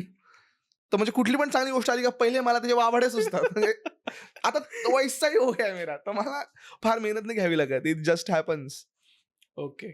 शेवटचा प्रश्न असा आहे, आवडता मुख्यमंत्री कोण? उद्धव ठाकरे, एकनाथ शिंदे का देवेंद्र फडणवीस? मी 18 वर्ष नुकते आत्ता काही वर्षांपूर्वी पूर्ण केलेत. तर मी माझ्या कालावधीमध्ये 2च मुख्यमंत्री तसे बघितलेत. तर 2च मुख्यमंत्र्यांचा पॅरामीटर घेऊन योग्य कोण, अयोग्य कोण हा निर्णय मी सांगणं हे मला योग्य वाटत नाही. पण मला असं वाटतं की योग्य मुख्यमंत्री हे जे डेफिनेशन आहे फॉर मी, ऑनेस्टली मला असं वाटतं की जे पॉलिटिकल मुद्द्यांवरती निवडून येऊ शकतात, पण त्यांनी खूप डिसिसिव्ह डिसिजन्स घेतले पाहिजेत. जे मला एकनाथ शिंदेच्या वेळेस आणि देवेंद्र फडणवीसांच्या वेळेस दिसलं. आता हा माझा दोष नाही आहे हे पण मी सांगतो, की जेव्हा दुसऱ्या पक्षाचे कोणीतरी मुख्यमंत्री होते तेव्हा मी नव्हतो, तर मी कसं सांगू? आता जे मला दिसलं त्याच्यावरून मी सांगतो, की उदाहरणार्थ मेट्रो असेल, पुण्यातली असेल, मुंबईतली असेल, या रिअली नाईस. आणि जे बघ कसं आहे ना, मला नाही आवडत काही राजकीय नेते, पण त्यांचं जे काम चांगलं आहे ते खरंच चांगलं आहे. असं मी ॲज अ पर्सन माझा असं नेचर आहे. तर जे खरंच चांगलं आहे, which is really good, which is really necessary, तर मला असं वाटतं की ह्या दोघांचं, कारण मी या दोघांचाच कार्यकाळ बघितला आणि एक जे होते ते 2.5 वर्ष घरात होते. सो तेव्हा मीही घरात होतो. No comments. त्यामुळे ना मला बघायला मिळेल ना त्यांना करायला मिळेल असं कन्सिडर करू. त्यामुळे मला एवढं सगळं झालंय. तू बऱ्याचशा पॉलिटिशियन्सला आतापर्यंत भेटलेला आहे, म्हणजे ऑलमोस्ट वेगवेगळ्या पार्टीजच्या लोकांना तू भेटलेला आहे. जेवढे महाराष्ट्रात असतील ऑलमोस्ट सगळ्यांना भेटलेला आहे तू. तुझा आवडता पॉलिटिशियन कंपेअरिंग हिज पर्सनॅलिटी कोण आहे? माझं नेचर असं आहे ना, ॲज अ पर्सन, की खूप ॲग्रेशनमध्ये मी बिलीव्ह करतो. माझा ह्या गोष्टीवर विश्वास नाही आहे, की डिप्लोमसीने गोष्टी सॉल्व्ह होतात. Okay. Diplomacy is a pause. ठीक आहे. तू तुझ्या तलवारीला धाव राव, मी माझ्या तलवारीला धार लावतो, तोपर्यंत आपण चर्चा करू. जगात कुठलाच प्रॉब्लेम डिप्लोमसीने सॉल्व्ह नाही झालेला. ओके. तो डिले झाला आहे. काश्मीरवर we have been diplomatic. What is the outcome? काहीच नाही. Nothing. Once we start aggression, the problem solves. आणि तसंच आहे. जगाचा इतिहास तसाच आहे. नाहीतर जगातील सगळे महाभारत मग डिप्लोमॅटिकली सॉल्व्ह केले असते. Diplomacy is delay. हे माझं नेचर आहे. हे माझं म्हणणं आहे. Right wrong I don't know. This is my approach. तर I like parties, I like people, I like leaders यांच्यामध्ये ना एका लेव्हलनंतर एक ॲग्रेशनची क्वालिटी आहे. आणि ते ॲग्रेशन काही पॉलिटिशियनसारखं सिलेक्टिव्ह नसावं. दर 2 वर्षाला बदलणारं. ते खूप डिसिसिव्ह आणि फर्म पाहिजे. तर I like such quality in people, की जे त्या थॉटसाठी एका लेव्हलनंतर ना मी ॲग्रेसिव्ह आहे. बस दिस इज इट. मग त्याच्या आउटकमचा मी विचार नाही करणार किंवा मी आधी करेल तरी पण माझा ॲग्रेसिव्हनेस सोडणार नाही. पण नक्की कोण? तर असे जेवढ्या पण लोकांमध्ये हे ट्रेट सापडतात ना, ते मला भयंकर आवडतात. उदाहरणार्थ मला योगी आदित्यनाथ आवडतात. मला हा ॲटिट्यूड ममता बॅनर्जींमध्ये पण आवडतो. Ideologically I don't align with her, but she is very firm on what she wants. म्हणजे मग ती प्रधानमंत्री असेल, होम मिनिस्टर असेल, सगळ्यांना कोलाची ताकद ठेवते. हा झोन पाहिजे. दीदी ओ दीदी. चिकट, राईट रॉंगचा मुद्दा नाही करत आहे आम्ही. हा जो चिकटपणा आहे एखाद्या गोष्टीला घेऊन, हे जर आहे ना, मग इकडचं तिकडचं मी काही बघणार नाही. ह्या सगळ्या क्वालिटीज ज्या माणसांमध्ये मला वाटतात ना, ती सगळी माणसं मला खूप आवडतात. मग तुला सेम असं कारण एकनाथ शिंदे नाही वाटत काही का? मला त्यांच्याबद्दल फार माहिती नाही ना रे. म्हणजे आता त्यांनी डिसिजन घेतला की हिंदुत्व मला सोडायचं नाही, त्यांनी लगेच सरकारमधनं राजीनामा दिला. लाईक सेकंड नंबरचं पद होतं त्यांच्याकडे महाराष्ट्रातलं, ते सोडलं, सगळ्या आमदारांना घेऊन गेले आणि स्वतःचं सरकार आणलं त्यांनी. एनसीपी सोबत. एनसीपी ला सोडून गेले आणि दुसऱ्या नाही एनसीपी नाही सोबत आले. नाही, शिवसेना सोडून गेले. तुझे म्हणलास ना की विचारधार, अरे पॉलिटिक्स हा एकदम हा हा. म्हणजे ठीक आहे. बघ, त्यांच्याबद्दल मला फार माहिती नाहीये टू बी ऑनेस्ट. किंवा मला ते मुख्यमंत्री झाल्यानंतर समजले, त्यांच्याबद्दल मला जाणीव झाली. त्यामुळे असू शकतं. मी सांगतोय की बिकॉज आता त्यांचं ना ग्लोबल, ज्यांचं नॅशनल लेवलला माहिती आहे लोकांना, मी ते एक्झाम्पल्स देतोय. बरोबर. असे तर मला आमच्या नाशिकमधले पण काही नेते आवडतात ज्यांच्यामध्ये मला ही क्वालिटी वाटते. पण मी म्हटलं तसं ना, की हे जे नॅशनल लेवलला आहेत ना, यांच्यामधली ही क्वालिटी यार मला खरंच आवडते. पॉलिटिक्समध्ये ना सगळ्यात अवघड असते एका मुद्द्यावर ठाम राहणं. मला तो ठाम राहणारी माणसं खरंच आवडतात. मग तो मुद्दा काही असो. तुला अमित शहा नाही आवडत का? मग त्यांचे पण बरेच यार मला, मी तुला म्हटलं तसं नाही, बघ मला त्यांचं करिअर ग्राफ माहित नाही. I have not been that studies about him. This quality if it is in him, I like him. मी तुला म्हणलं ना, मग राजकारणामध्ये मतं बदलत राहणं, आज मी ये बोल रहा हूं, कल मैं कुछ और बोलूंगा, हे लोक मला नाही पटत. माझं आजही हे म्हणणं आहे, माझं उद्या हे म्हणणं आहे, माझ्याकडे सत्ता असो नसो, whatever the outcomes are, ह्या मुद्द्यावरती माझं हे म्हणणं फर्म आहे. अशी जी राजकारण्यांचं ॲटिट्यूड कुठल्याही मुद्द्याला असेल, तो मुद्दा राईट रॉंग मी म्हणत नाहीये, तो फर्मनेस असेल ना, तर आय रिअली लाईक. तुला माहिती, एकच कट्टर माणूस दुसऱ्या कट्टर माणसाची इज्जत करतो. हा, मग मला या बाबतीत असं वाटतंय की मग महाराष्ट्रातलं जर उदाहरण द्यायचं म्हणलं तर मग कुठेतरी वंदनीय बाळासाहेब ठाकरे याचं प्रामुख्याने उदाहरण देऊ शकतो आपण. 100% असू शेवटपर्यंत शकतं. तत्व सोडली नाही त्यांनी. 100% असू शकतं. 100% असू शकतं. अगेन बघ, मी म्हणून सांगतो, मी माझा ग्राफ चालू करतोय सिन्स माय हा, तुला जसं- मॅच्युरिटी हा, 2017-18. त्याच्या अगोदरचा रिअली नो आयडिया, कारण आय वॉज नॉट देअर. त्याच्यानंतरचे म्हणून मी एक्झाम्पल दिले, कारण मला त्याच्यानंतर असं वाटतं की, and it's a very tough quality to be firm. मी खूप राजकारण्यांना खूप जवळनं बघितलंय. लोकांना शिवाय देणं खूप सोपं वाटतं राजकारणात. तुम्ही नाही जगू शकत ते आयुष्य. शरद पवारांचं तू एक्झाम्पल दिला, आपण त्यांना दिल्लीला भेटलो. मला सांग, कोण करेल? माझ्या आजोबांचं वय माहिती आहे का? माझ्या आजोबांना आता घरात बसून राहायला माझ्या ते त्यांच्या झोनमध्ये राहतात. कोण उठून काम करेल मला सांग? कोणीच जेव्हा तुम्हाला माहिती की your time is taking, you don't know, पण ते परस्यूट आहे ना, की मला काहीतरी करायचंय, सकाळी उठून मी काहीतरी करणार, हे अवघड आहे. लोकांना काय वाटतं, लोकांना बघायला मजा येते, गाड्या घेऊन फिरतात. कधी फॅमिलीला शेवटचं कधी भेटतात त्यांना हे आठवत नाही. ध्येयवेडी माणसं. हो, politics is a very tough profession. काय होतं ना, ते शिव्या द्यायला इझी आहे. बिकॉज मी इथे बसून कोणालाही शिव्या देईल, तो तर मला काही करू शकत नाही. कारण मग त्याचंच इमेज खराब होणार. हे असं आहे की अशा ठिकाणी तुम्ही चिखल फेकता जेव्हा तुमच्यावर शिंतोडे उडणार नाहीयेत. त्यामुळे सगळ्यात जास्त शिव्या ट्रोल कोणाला करतात लोकं? सोपं आहे राजकारण्यांना ट्रोल करणं. तुम्ही करा. तुमच्यात धमक आहे का? तुम्हाला 5 वर्षांनी मतदानाला जायला भेटत नाही. तेव्हा तुम्हाला सुट्टी घ्यायची इच्छा असते. तुम्ही काय राजकारणात मी म्हणून pan party take any party for instance. It is so hard to do politics. सकाळी उठून तुझ्या घराबाहेर 100 माणसं उभी आहेत. तो बायकोशी आदल्या दिवशी भांडण झालं असेल मला सांग. तरी तुला 100 लोकांचे प्रॉब्लेम सॉल्व्ह करणे, परत ते करून तुला तुझ्या घरी जायचंय जेव्हा तुला वेळ भेटेल तेव्हा. आणि हे अरे यार. डिटॅच ठेवायचे स्वतःवर. Obviously it is so tough.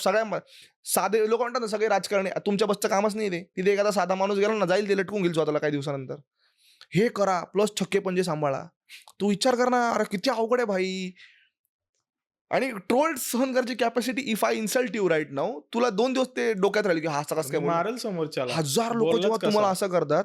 बरं कधी कधी तर असं पण असेल ना की तू खरंच काम करतोय बिचारा, तरीही तुला घोडे बसत असतील. ते पण पचवा. मी सगळ्यांचं भलं करणार आहे, त्यात तुझं पण भलं होणार आहे, भले तुम्हाला शिवाय देतो. तर यार खूप अवघड आहे यार पॉलिटिशियन. नाही नॉर्मल माणसाच्या बसची बातच नाही ती. त्यांनी कॅरेक्टर सोडूनच द्यायचं पॉलिटिक्स मध्ये आलं तर. पॉलिटिक्समध्ये गेल्यानंतर ना तुम्हाला तुमचं पर्सनल लाईफ, ही माझा झोन, हा तुझा झोन असं नाही करता येत. Everything is public. खरंय. म्हणजे आता आपण एक बघितलं तर हा पॉडकास्ट म्हणजे खूप अनफिल्टर्ड आणि व्हॅरियस टॉपिक्स वरती बोललेला आहे. येस. गोष्टींना मिळून बनलेला आहे असं मला वाटतंय की कुठेतरी चालू आपण केलं तुझ्या युट्यूब चॅनलच्या जर्नी पासून ते आता एंड मध्ये आलो आपण वेगवेगळ्या गोष्टींवरती चर्चा करत. मीन्स मेंटल हेल्थ आहे, बऱ्याचशा गोष्टी आहेत. तर आता हा युवक जो आज आमचा जुळून आलेला योग आहे, तो तुम्हाला कसा वाटला हे आम्हाला कमेंट करून तुम्ही सांगतालच. पण त्याच्यासोबत तुम्ही हेही सांगा की सोमकडून तुम्हाला दुसरे आता एवढे टॉपिक जे आम्ही डिस्कस केले ह्यातला इन डेप्थ कुठला पॉडकास्ट तुम्हाला ऐकायला आवडेल का? जेणेकरून मग तो स्पेसिफिक टॉपिक घेऊन मग आम्ही सोमला इन्व्हाइट करू की त्याच टॉपिकवर एक पॉडकास्ट करूया, जेणेकरून प्रेक्षकांनाही तो आवडेल आणि त्याच्याही बबडीजला तो आवडेल. होपफुली.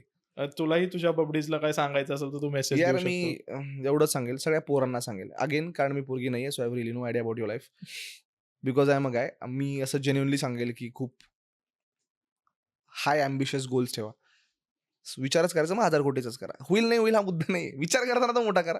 आणि त्या गोष्टीला किंवा त्या पर्टिक्युलर एमला तुमचं लाईफ करून टाका. दुसऱ्या गोष्टींना आपण खूप जास्ती घेऊन टाकतो, याच्यामध्ये आपण आपला खूप you lose the sense of your self. तर 5 गोष्टी तुम्ही प्लीज करा. माझी मनापासून अशी इच्छा आहे की तुम्ही असा एक गोल ठेवा लाँग टर्म, की जो तुम्हाला अचीव्ह करायचा आहे. सेकंड, एक शॉर्ट टर्म गोल ठेवा की मी वर्षभर बॉडी बनवेल, मी काहीतरी करेल. थर्ड, की तुम्ही काहीतरी नवीन क्वालिटी इम्बाईब करा तुमच्यामध्ये. I am learning 2 languages. मी थोडी रशियनचा क्लासेस करतोय, थोडे स्पॅनिशचे क्लासेस करतोय फॉर नो यूज. पण जस्ट की हां. माझ्यामध्ये ती हे पाहिजे टू लर्न, टू अडॅप्ट. तर मला असं वाटतं की तुम्ही ह्या 4-5 गोष्टी करा. आणि ऑटोमॅटिक मला असं आता झालंय भाऊ की मला ना कोणावर आता प्रेम करायचं म्हटलं ना, तर मला ते खूप अवघड वाटायला लागलंय. कारण आता मी स्वतःवरच एवढं करतोय. एकदम माझ्या शब्दात मांडणं खूप अवघड आहे. Self मला obsessed एवढं झालाय तू नाही आता. म्हणजे ना, एक फुलफिलमेंट आहे मला. आधी कसं होतं रे की मेरे को ये चाहिए इसलिए मेरे को प्यार करो तुम, मेरे को अभी मेरे को ऐसा हुआ है की कैसे बताओ, it's so hard to convey. आता बट तू त्या बाबूशोना झोन मधनं बाहेर निघलाय. आय डोंट नो की मी परत प्रेमात बाबू शिवण्यासारखा वागेल का नाही. पण यार कसं सांगू, ते ना इतकं आधी मला काहीतरी पाहिजे होतं रे समोरच्याकडनं. हा. आता मला काही नकोय समोरच्याकडनं. आता माझं मी खूप कम्प्लीट आहे. आधी ते म्हणे तू माझ्याशी बोल ना भाई, तू नाही बात नाही मत करो मेरे से. आता सेल्फ No सफिशियंट झालाय problem. तो. आधी हां. सीक करायचा तू ती हा गोष्ट. Lot of I was a beggar यार, to be honest. Not anymore. तर मला ती मला ना असं वाटतं की सगळ्या पोरांना तसं ते थोडंसं फील व्हावं रे. खूप भारी वाटतं. नाहीतर अरे पोरं भिकार सोडासारखं बाबा, पोरीनं 15 मेसेज करतात, रिप्लाय नाही केले तर तू मला सांग कसं काय असं करू शकतो तू? तुला समजतंय का? म्हणजे हाय कुठेस, ओ माय गॉड. आता मी ना ऑपरेशन झालं माझं रिसेंटली, तेव्हा माझे 1-2 हॉस्पिटलमध्ये फ्रेंड झाले, ते तिथला स्टाफ होता आणि with some of them I really build some good connections. Bro insane level पोरं आहेत रे भाई, बाप रे. मी तर नाही म्हणजे म्हणतो ना, मी तर मारून टाकेल भाई असं काही करायच्या ऐवजी स्वतःला. मुली कोलून देत आहे भाई, हा मेसेजच करतोय तिला 15 20 मेसेज. त्यापेक्षा हे केलं का थोडंसं जरा चांगलं तरी वाटेल, हे चाले छपरी चाळे तरी बंद करतील. नाही, नक्कीच प्रत्येकाने स्वतःच्या पर्सनॅलिटीवर काम केलं पाहिजे. स्वतःला चांगलं बिल्ड करा आणि करिअरमध्ये ग्रो करा, जेणेकरून तुमच्या आईवडिलांना तुमचा प्राऊड फील होईल. ऑब्व्हियसली. आणि काहीतरी असं करा की म्हणजे तुमच्या आईवडिलांना समाजात मान ताट उभे करून चालता येईल. खरंय असं काय करू नका की ज्यांनी मान खाली घालायला लागेल. खरंय. म्हणजे स्वतःवर लक्ष द्या. बाकी काही दुनियाभरचं ज्ञान देण्यात पॉईंट नाही. ज्याला शेण खायचं तसं बी खाणार आहे. फुकटचं चाललंय, स्वतःवर लक्ष द्या. ज्याला करायचं तो ठीक, नाही तर नंतर कळतच प्रत्येकाला, असं काही विषय नाही. बघ मग आता सोम भाऊ उर्फ सोम भिडूंनी सांगितलेले आहे, ज्याला शेण खायचं त्यांनी शेण खा. चांगले कामं करायचे चांगले त्यांनी कामं यातनं शिकून चांगल्या गोष्टी करा. चांगले कामं करा. उलटा आम्हाला कळवा तुम्ही की काय चांगल्या गोष्टी आता तुम्ही खरंच करा. शिकलाय आणि करताय. खरंच करा. असं डिसाईड करून टाका. मी ना माझ्या मोबाईलमध्ये एक व्हिडिओ आहे, मी तुला पॉडकास्ट झाला का दाखवतो. मी खूप लो पॉइंटला तो रेकॉर्ड केला. I have promised my self 5 things for 2030 okay. आणि मी तो खूप वर्स्ट पॉइंटला व्हिडिओ केलेला आहे. तर मला असं खूप वाटलं ना, इमोशनल, खूप वॉलेटाईल. मी तो स्वतःचा व्हिडिओ बघतो आणि स्वतःला त्या पोझिशनमध्ये बघितल्यानंतर मला अजून इम्पॉर्टंट फील होतं, की मला ह्या पोझिशनला परत स्वतःला नाही पाहिजे. तर मी डिसाईड केलं, की 2025 हे शेवटचं वर्ष होतं काही बाबतींमध्ये, ज्या बाबतींमध्ये मी असं वागाल. इथनं पुढे ते माझ्याकडनं कधीच नाही होणार आणि ते नाहीच होणार. माझ्या हॅबिट्स चेंज झाल्या आहेत, मी तुला सांगतो. टेरिफिक. तर असं तरी काहीतरी करा. डिसाईड करून टाका, की हे शेवटचं वर्ष होतं, इसके बाद ये नहीं होगा अभी. ते डिसाईड केल्यावरच होईल यार. आणि ते सेल्फ मोटिवेशनचा विषय तो. हे पॉडकास्ट ऐकून, रील ऐकून, बघून, पुस्तक वाचून नाही होणार. वो खुद को लगना चाहिए. तसं मला खरंच मनापासून वाटलं. आणि आता 2030ला मी तर व्हिडिओ बनवणार आहे, की मी 2025ला स्वतःला हे प्रॉमिस केलं होतं, की मी ह्या 5 गोष्टी करेल, अचीव्ह करेल, XYZ व्हेरियस एस्पेक्ट्सला. तर मग असं केल्यावरती म्हणतो ना, whenever I feel very low, I see that video and I feel की नो, नो, नो, नो. आणि ते स्वतःला सिद्ध करायचं रे. मला स्वतःच्या नजरेत नाही पडायचं. भाई तुम्ही मला आज फालतू म्हटले, उद्या मी काही चांगलं केलं, तुम्ही मला चांगलं म्हणाल. स्वतःला कळतं ना, मी 2 दिवस जिमला नव्हतं गेलो. मी तुला एक एक्झाम्पल देतो जाता मला खूप वाईट वाटलं स्वतःबद्दल माहिती. मला स्वतःची घिण यायला लागली होती. बाहेर असा थोबाड घेऊन फिरतो, लोकं फोटो काढतात तुझ्यासोबत आणि तू सकाळी उठू नाही शकत यार 5 वाजता स्वतः डिसाईड केलेल्या गोष्टीसाठी. तर मला पहिल्यांदा आयुष्यामध्ये असं स्वतःबद्दल वाटलं, की मी किती तू स्वतः डिसाईड केलं, तू स्वतःच नाही उठू शकला. मला एवढा अनइझीनेस आणि रेस्टलेसनेस आला ना भाऊ त्याचा, तर पुरे 2 दिवस मी ट्रिप घेत होतो. यार असं कसं काय होऊ शकतं माझ्याकडनं? बापरे! तर मला ते वाटतं का ते खूप नेसेसरी आहे यार. तर असं तरी काहीतरी करा. प्लीज करा गाईज. खरंच करा. नक्कीच. आता मी पण बोललोय, सोम पण बोललोय आणि बाकी मोटिव्हेशनल स्पीकर तर जगात भरपूर आहेत. खूप आहेत. जे चांगलं सांगतात तुम्हाला त्यांचं ऐका, आमचं आवडलं नाही तर. पण ऐका कोणाचं तरी. कोणाच तरी ऐका खरंच. आणि थँक सो मच सोम. म्हणजे वेलकम. बऱ्याच दिवसांच्या आपल्या प्रतीक्षेनंतर हा एपिसोड झालेला आहे. म्हणजे येस. हा खूप स्पेशल एपिसोड आहे ॲक्चुअली माझ्यासाठी. कारण आय वॉज समबडी जो सोहमला फॉलो करायचा. तिथून मी कंटेंट क्रिएशनमध्ये आलो. Then we ended up talking आणि आम्ही भेटलो. भेटल्यानंतर हार्डली आमचं एक 4-5 दिवसांची जर्नी होती. त्यात अशी चांगली फ्रेंडशिप झाली, की त्यानंतर भेट वाढायला लागल्या आणि चांगल्या गोष्टी आम्ही त्याच्यातनं काहीतरी क्रिएटिव्ह करायला शिकलोय. तर आता या मैत्रीचा हा जो पॉडकास्ट आहे, तुम्हाला कसा वाटला ते सांगा. मला पर्सनली हा पॉडकास्ट खूप स्पेशल आहे. कारण माझ्या लाईफमधला पहिला माझा असा मित्र आहे, ज्याला मी इन्व्हाईट केलंय पॉडकास्टवरती. तर थँक सो मच सोहम. तू आलास आणि वेलकम खूप यार. चांगल्या गोष्टींवरती तुझी नाही, मतं नाही. दिली. तुमचं सगळ्यांचे पण थँक्स यार उत्कर्ष. लोकांचे पण. मी तुला सांगतो, मी जेव्हा असं पॉडकास्टच्या ना एंडला मला असं नाही, मी आत्तापर्यंत खूप मोजकेच पॉडकास्ट दिले असतील. पण तुला माहिती आहे, मी 5 वर्षापूर्वी इतका विचित्र होतो.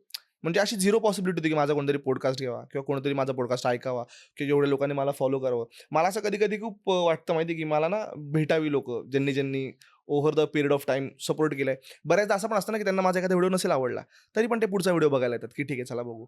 तर यार मला इतकं मी ग्रेटफुल आहे देवावर आणि या सगळ्या गोष्टींसाठी, की मला प्रत्येक वेळेस मी छाती ठोकपणे सांगतो, माझ्यासोबत कोणी फोटो काढायला कधी पण आला ना, मी त्याची गप्पा मारतो. मी त्याला त्याचं नाव विचारतो. मी त्याला विचारतो, "तू काय करतो?" आणि सुदैवाने माझे काही लोकं लक्षात पण राहतात. कारण मी इतका ग्रेटफुल. मी मार खात होतो रे शाळेमध्ये पोरांचा. तिथनं भेंडी माझी लाईफ एवढी चेंज केली लोकांनी. क्रेझी शिट यार. त्यामुळे मी खूप फॉरएव्हर ग्रेटफुल आहे आणि मी खरंच काहीतरी चांगलं करेल, ज्याच्याने म्हणतो ना, हे सगळ्यांना वर्थ वाटेल, की चला आपण सोहमला बघत आलो किंवा सोहमला सपोर्ट करत आलो. तुमच्यासाठी तो 5-10 मिनिटाचा व्ह्यू असू शकतो रे. पण असे जेव्हा 5 लाख लोकं करतात, तेव्हा माझ्या आयुष्यावर त्याचा खूप मोठा परिणाम होतो. त्यामुळे होपफुली येणाऱ्या काही वर्षांमध्ये आपण असं काहीतरी चांगलं करू, ज्याच्याने ती रिपेमेंट हॉनेस्टली होईल लोकांसाठी. That's it. नक्कीच. आमच्या तुला शुभेच्छा आहेतच थँक्स. गप्पा गट्टाच्या टीम. माझं तर तुझ्यावरती कायमच प्रेम नाही, आहे ते तर आहे. मैत्रीचं. थँक त्यामुळे यू. तो तर विषय वेगळाच आहे. आणि थँक सो मच तू वेळ काढला वेलकम त्याबद्दल. यार, welcome. Thank you so much for having me.